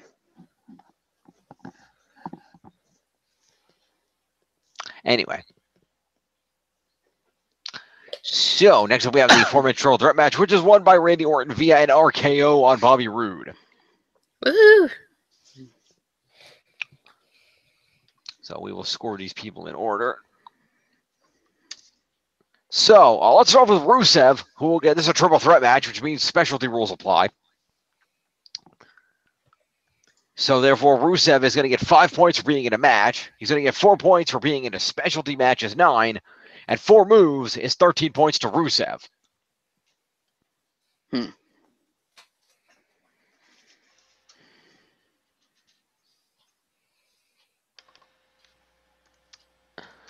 We will also give 5 accompaniment points to Aiden English.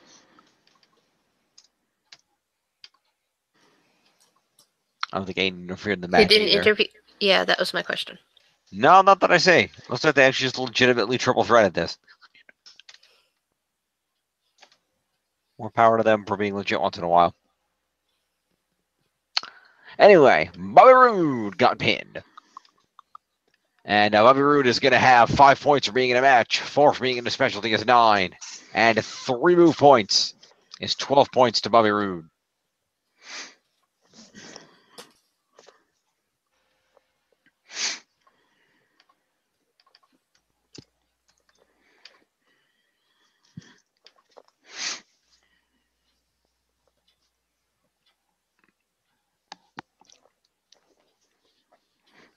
All right. Randy Orton gets 20 points for winning a match. He gets 10 for winning a specialty match, is 30. He gets 5 points for being in the match, is 35. And he gets 5 moves, and even 40 points to Randy Orton.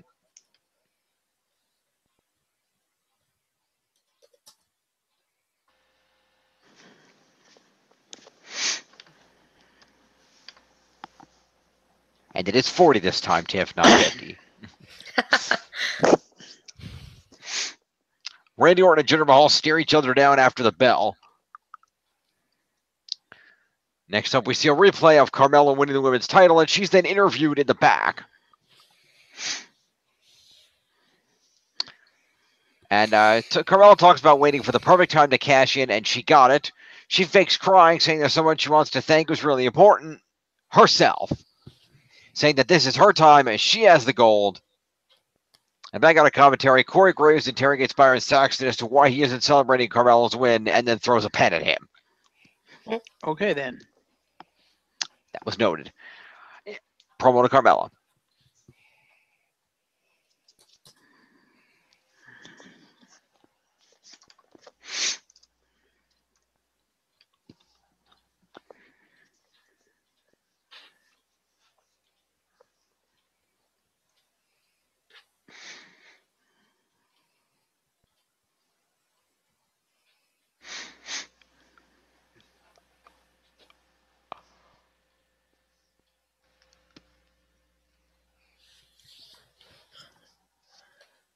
Is that the end? No. But wasn't that a main event? No, main event's coming up next. Oh. AJ Styles does an interview where he says that let's see.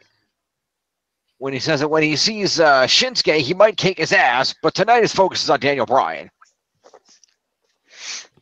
He says Bryan is one of the greatest, but he's not phenomenal.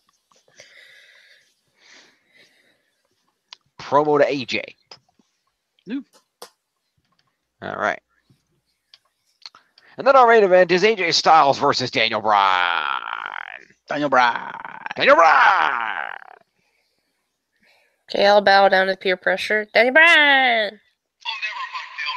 No, that's not Bryan. That's on the Sheamus list. We'll get to Bryan later. Anyway. You gotta download it? No, it's just, like I said, there's 9 phrases of the mic. 3 Daniel Bryan, 3 Sheamus, and 3 Cena. So you have to scroll through them. Anyway. So these two put on what you would anticipate, of course, will be a great match. Until we get near the end of the match after AJ Styles, Daniel Bryan takes AJ up top and tries to do a back suplex, but AJ reverses it and lands on Bryan's head. Ow! That's how it's written. I don't know how accurate that is to what actually happened. Okay, then.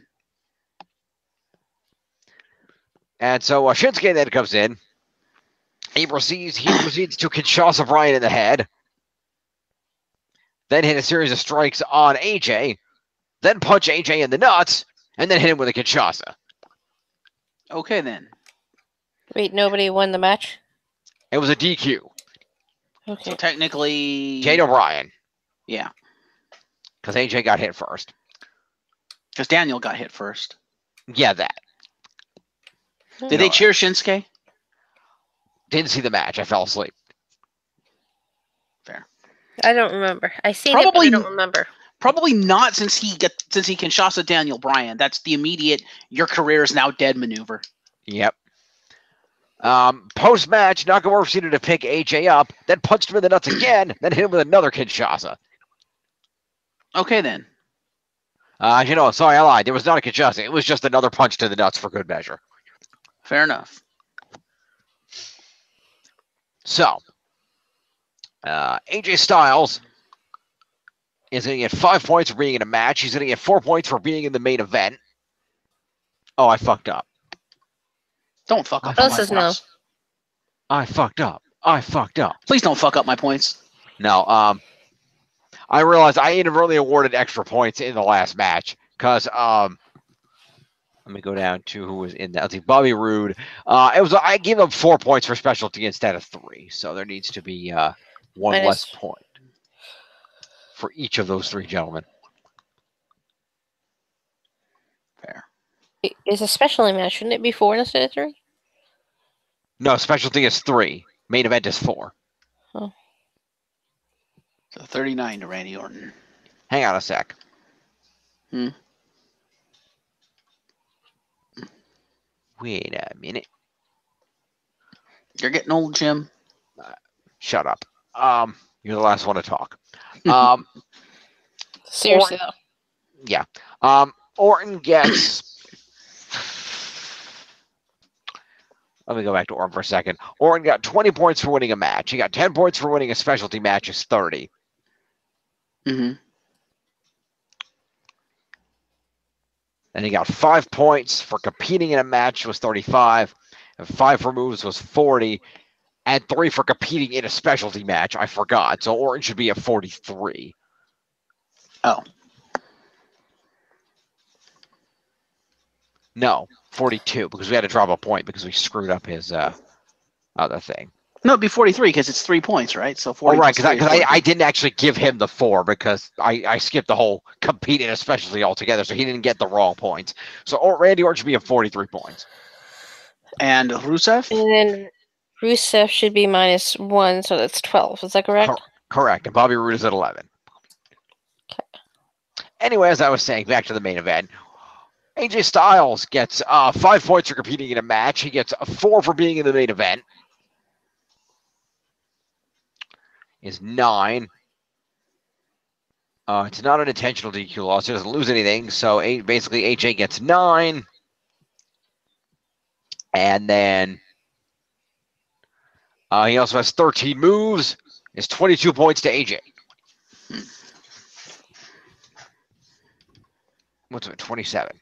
That includes the main event points? Yep. Okay. Daniel Bryan gets 5 points for competing and 4 for being in the main event. Is 9. He gets an unintentional DQ win, which does not net him any extra points. No, but he still gets winning a main event points. Yes. Correct. He just doesn't get the straight up victory points. Right, so Bryan gets 5 for competing. Let's do this. Bryan gets 9 for being in and winning the main event, and 5 for competing is 14. And another 9 move points is 23 points to Daniel Bryan. How did he win and get less points than AJ? What the hell? AJ hit more moves. It's pretty straightforward. And Shinsuke. And Shinsuke gets an interference and an assault. And a whole crap ton of moves. Well, he gets 10 and he gets 2 Kinshasas. So that's so that was 6, 9, 10. Yeah, so 12 points to Shinsuke, unless we're going to start counting a low blow as a signature for him. I don't know. He's been using it a lot. Signature? He has been using it a lot. He has. Maybe it's a heel signature for him. I don't know.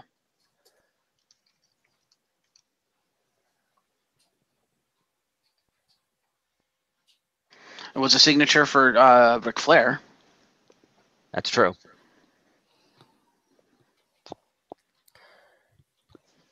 Anyway. Let's end this SmackDown. Yep. Let's go to the happy totals. I think I'm still fucked because of those Randy Orton points. All right. This looks like to be pretty close. Nope. I am still in the lead at 344. Tim's in second at 332, and Jeff's in third at 306. It's pretty close. Like, it's like almost neck and neck somewhere. No, so 205 Live is going to decide this thing, where we're going to end up at the week. Yep. To the 205 Live.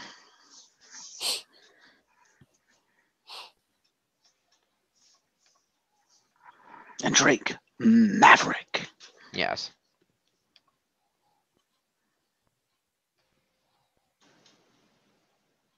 Oh, and if you're wondering where this is going to end up after 205 Live, the correct answer is with all points going to me. Oh, fuck.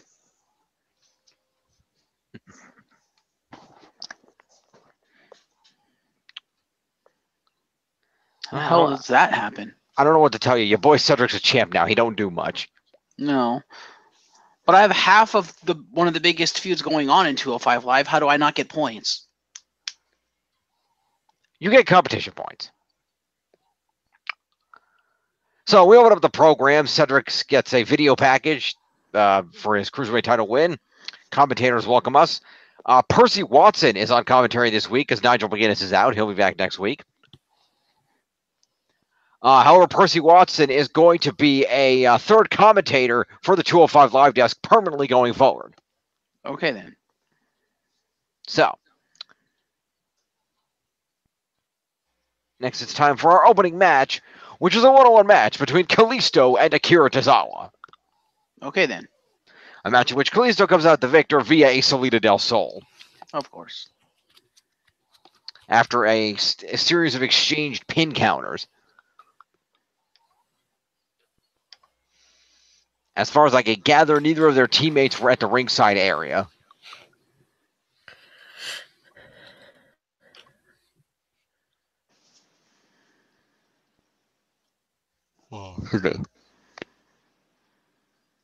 So Kalisto gets a cell phone promo on the way to the ring, telling us that Lucha House Party will be in a tornado tag match next week. And Tozawa responds that the Lucha basically is annoyed at the Luchadors for insulting his mentor Hideo Itami. And he says that after he beats all three of them, they'll be fired. So it's going to be a 2-on-3 handicap match? No, it was explained after the fact that Kalisto will be sitting out the match and that Lindsay and Metalik will be representing the Lucha House Party in that tornado tag match. Which means Kalisto's going to get involved somehow. That is possible. Fair. But for right now, Akira Tozawa gets 5 points for having a match. And that's about it. He didn't do any moves? That sucks. Well, like I said, 205 Live recaps don't always have detailed move listing. That's always been that way. So Tozawa gets 5 points. Boop. And 5 for the pre-match promo is 10. Kalisto gets 20 points for winning a match. 5 for competing is 25. 5 for the pre-match promo is 30. And 4 moves is 34 points to Kalisto.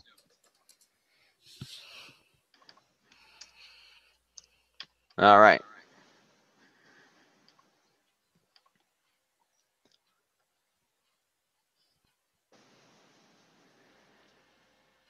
Wait a minute. What? 34, hang on. 20. 5 and 5 is 30.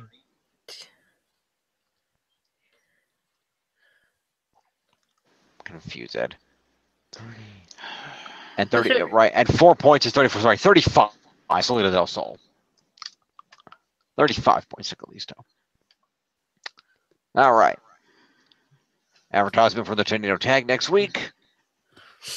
Tony Nese is in the locker room. Okay. And he runs into Mark Andrews. Okay. And proceeds to give him a pep talk about facing Drew Gulak tonight. Mentioning that Drew Gulak was his friend, but he's turned into a sadistic monster. And he says that if anyone should be getting revenge on him, it should be me, Tony Nese. But he tells the Welshman, Mark Andrews, to go get at Drew tonight. Promo to Tony Nese. And Mark Andrews? And Mark Andrews, I guess. Didn't say whether he said anything, but sure. You can give him just a mini promo then, just for being there. Sounds like a plan. So, where is Tony Nese? Over in Canada. Yep, I got him. There we go. Boop. And then 3 for Mark Andrews. Because remember, this match was... Mark Andrews won this match last week, and Gulak managed to talk DM the GM into pushing it back a week. Mm-hmm. Alrighty then. Next up, Drew Gulak comes out to the ring. And he needs to do a build-up to his PowerPoint presentation. Oh, of course. But now's not the time for that. That's right, it's the classic people want the heels gimmick, so the heel denies it to them tactic. Instead, he says it's time for the best submission specialist in WWE to destroy the pop rock wannabe Mark Andrews. He's going to send a message to the whole 205 Live roster, and that is simply, if you step to him, you will tap. Best submission specialist in WWE? Am I the only one who wants Daniel Bryan to just show the blue fuck up out of nowhere and make him tap to the S-lock?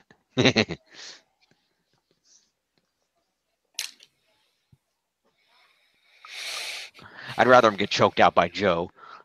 Or that. Or Natalia just shows up and really embarrasses him and slaps a sharpshooter on him. Or that. Or Charlotte could figure 8 his ass. Yeah. Anyway. Or, Ronda Rousey can show up and really embarrass him. Yeah. Anyway, promo to Drew Gulak, whom nobody saw fit to take from me, and I'm very okay with that.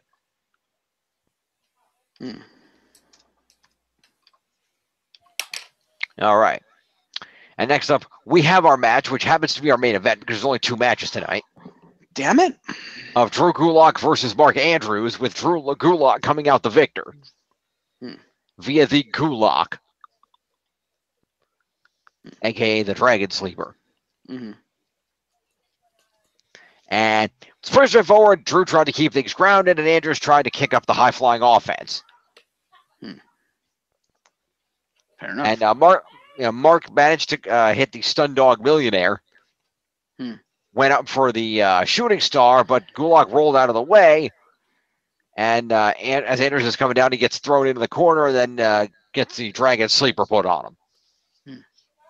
And out. Following the match, Gulak refuses to release the hold despite the ref attempting to get him to do so, and it takes Tony Nese to run in and chase Drew Gulak away.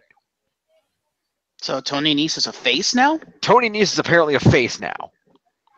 Okay, then. Why not? Nese proceeds to punctuate this point by hitting Drew Gulak with a suicide dive as he tries to get away. Okay, then. Salt points? Yes, but we'll get to that. First off, Mark Andrews is going to get 5 points for being in a match, and that's about it.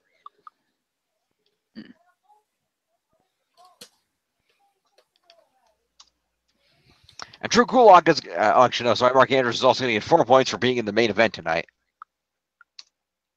Boop.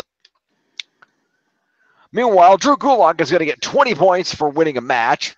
He's going to get 9 for being in and winning the main event is 29. 5 for competing is 34. And 1 for the Gulak is 35 points to Drew Gulak. If I have done that correctly. Which with the 5 he already had is 40 points to Drew Gulak. Oh, essentially, Mark Andrews actually had 2 moves, apparently. I apparently lied. So Mark Andrews will get 2 additional points. Jim randomly giving himself more points he doesn't need. Oh, I always need more points. Not when you're that far ahead of us. Yeah. So Anyway. that last Tony Nese. Tony Nese is going to get himself some assault points and a suicide dive. It's 5 points to Tony Nese. Tope suicida. Yep. It's 10 points to Tony Nese. All right. Next up, we cut to Drake Maverick. DM the GM, as you put it. DM the GM. That's his new ring name. He speaks to someone off camera. I borrowed that from the Recap on Cage Side Seats, by the way. So let's give full credit for the awesome nickname to Sean Reuter. Thank you, Sean Reuter. Go check out your great 205 Live recapping over on CageSideSeats.com.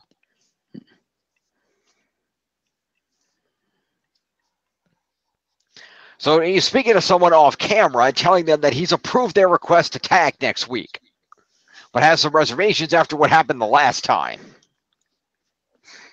Okay. The camera pans out to reveal Gentleman Jack Gallagher and the Brian Kendrick. Okay, then. Gallagher says that seeking a vendetta against Hideo Itami for injuring Brian Kendrick would be beneath them. And Kendrick says that he's just happy to be back and that his issues with Hideo are totally water under the bridge. Famous last words. Drake Maverick seems dubious about this. Great. So my team's about to get completely shafted. That's wonderful. Cruiserweight tag teams are all mine. Cruiserweight tag teams. Except for mine, which is about to get shafted because the other two tag teams are basically against mine for no reason. Relax. They will add another heel tag team to even it out. Well, technically there is a heel tag team. That's not the point. Yeah. They'll add another face tag team to even it out then. Unless you count the Japanese dude's face. Japanese dudes are fucked is what they are. Because they need friends at this point. Because there's now 5 men gunning for them. They're kind of fucked. That is true. That is not inaccurate. Does that mean Gallagher and Kendrick are coming back as face? I don't know what they're coming back as, but they're here now. They're here.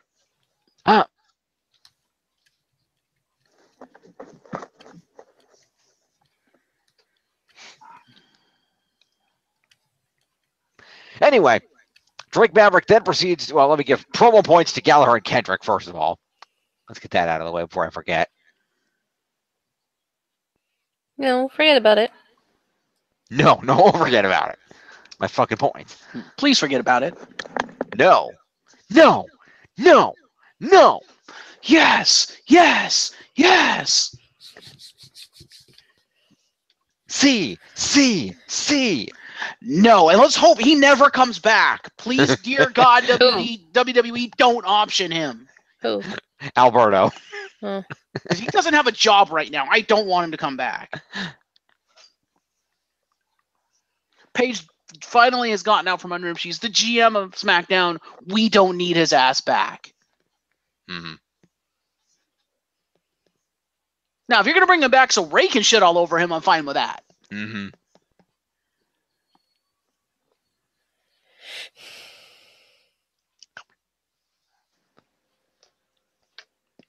Anyway.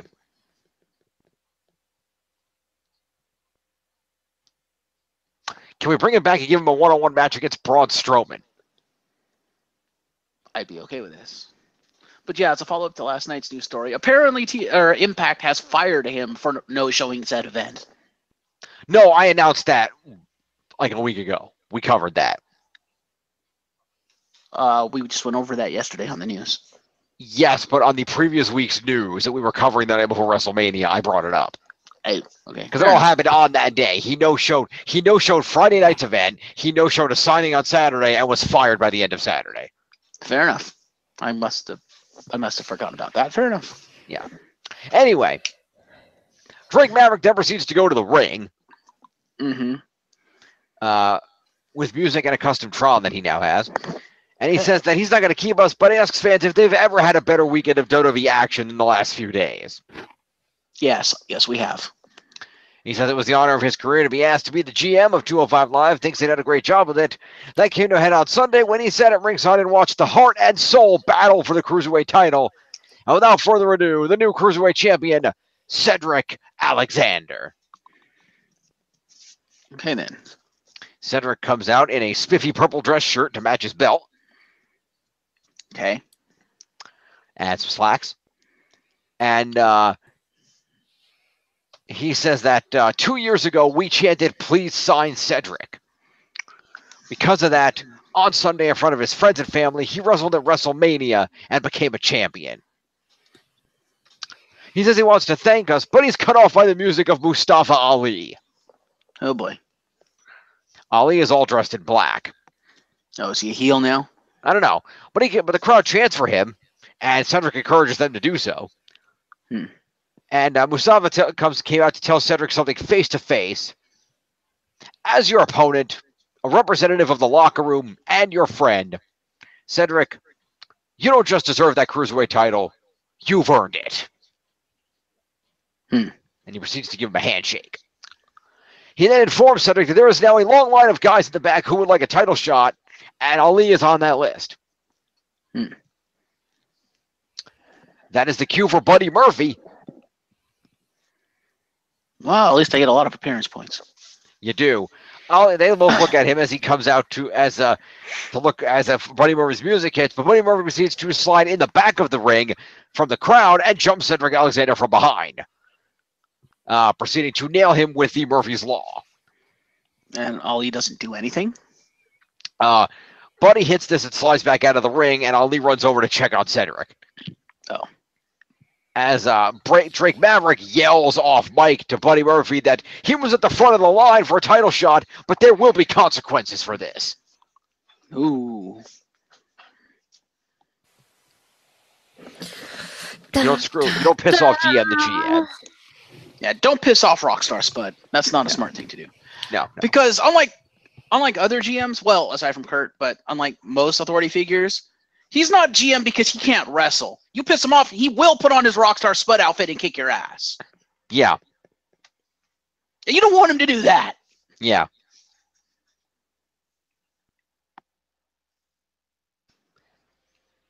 And if it comes down to it, he will call his friend Matt Hardy and have you thrown in the lake of reincarnation. Or Jeff. Or Jeff. Either or. Yep. I think Jeff Hardy would be the better one because he's the one most likely to be, in the 205 weight class. That is true. And you don't want Jeff Hardy showing up on 205 Live. He'll embarrass everybody. Yeah. Until he blows out another limb. Yeah. Or gets fired for doing drugs again. Yeah. They didn't seem to care this time. Yeah, they didn't care that. Well, he was just drunk. He wasn't, high. So they let people. He does drugs anymore, though. That's the thing. Yeah, I don't think so either, which is good for him if that's the case. But WWE tends to take a much lighter view on booze than they do on drugs. Because he said he's been clean for how many years? I don't think he does drugs anymore. Which is good. Yep. Anyway. I will also take this moment to point out, how come you didn't tell me about Mustafa Ali's entrance at WrestleMania when we were reviewing it on Thursday? He had a fancy entrance at WrestleMania? You didn't see it? Because I noticed it online. I was like, what is this? And I clicked on it. I was like, oh my God, I want this in the game. I don't recall seeing that entrance. Because he was literally a high-tech fusion of Sub-Zero and Iron Man.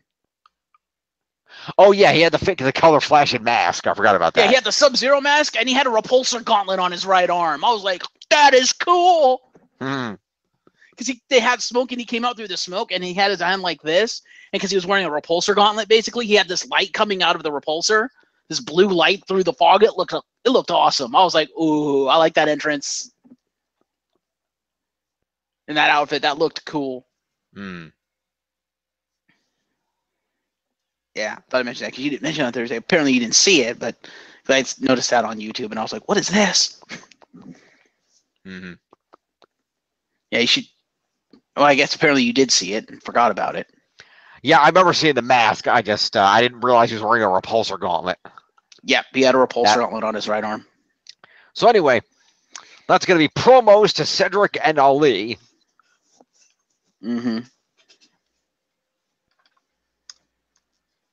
And Mustafa. And a move to Buddy Murphy.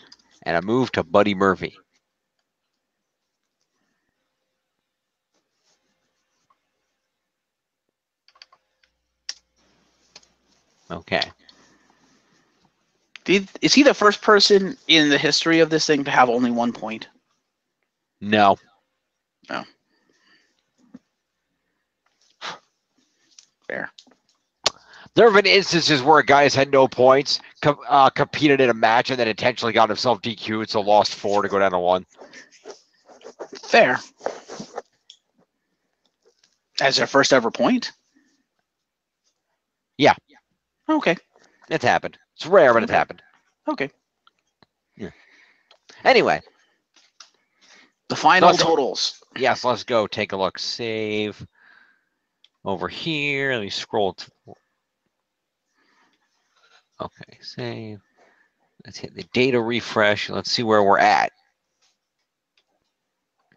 Oh, crap. Hang on. Let's go back. I didn't write the SmackDown. Wait, did I write the SmackDown totals down? Yes, I did. Okay, good. All right. And in the lead, no surprises me, at 443. In second place is Tiff at 342. And in third place, not all that far behind, is Jeff at 327. 15 points behind, exactly. Yeah. Hopefully my people will start doing stuff. Yep. And hopefully they'll stop getting screwed out of wins. Fucking Nakamura.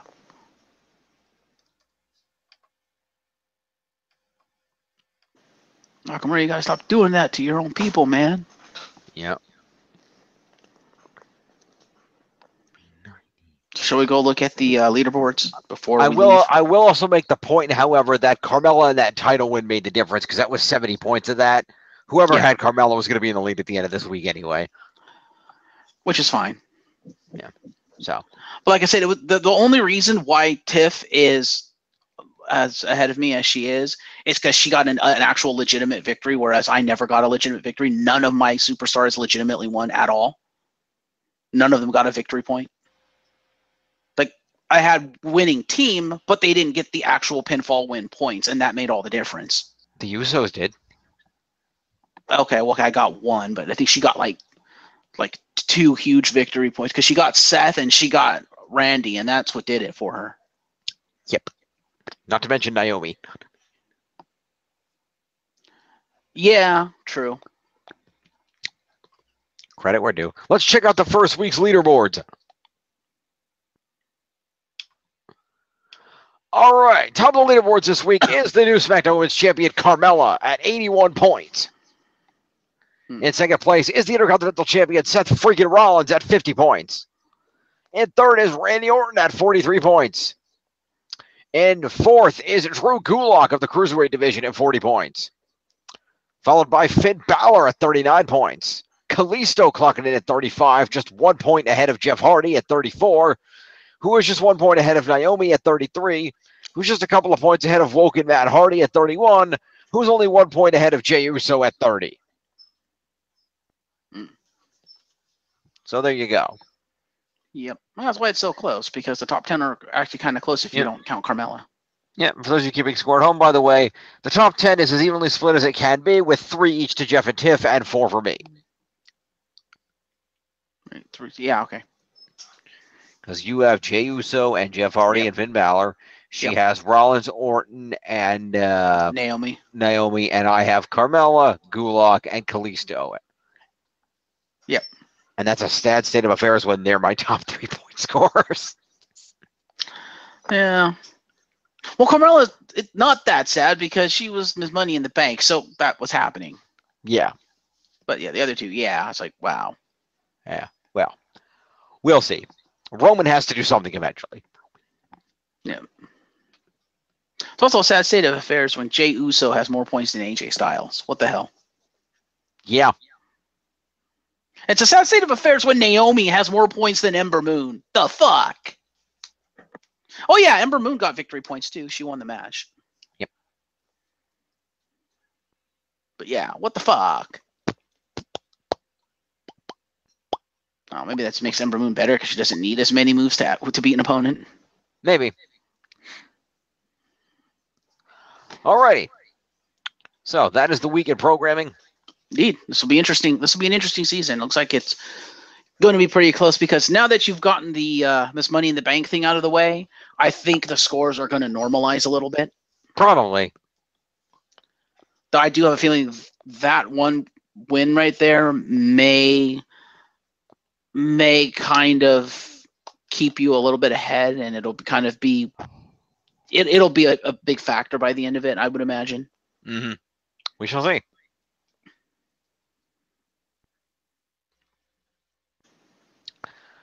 So, thank you two for joining me, as always. Mm-hmm. It's always wonderful to have you. Absolutely. Yeah, the Greatest Royal Rumble is definitely going to that's going to be very interesting. Indeed. 7 titles on the line. Indeed. I think it's going to be even more interesting next week when we shake things up again.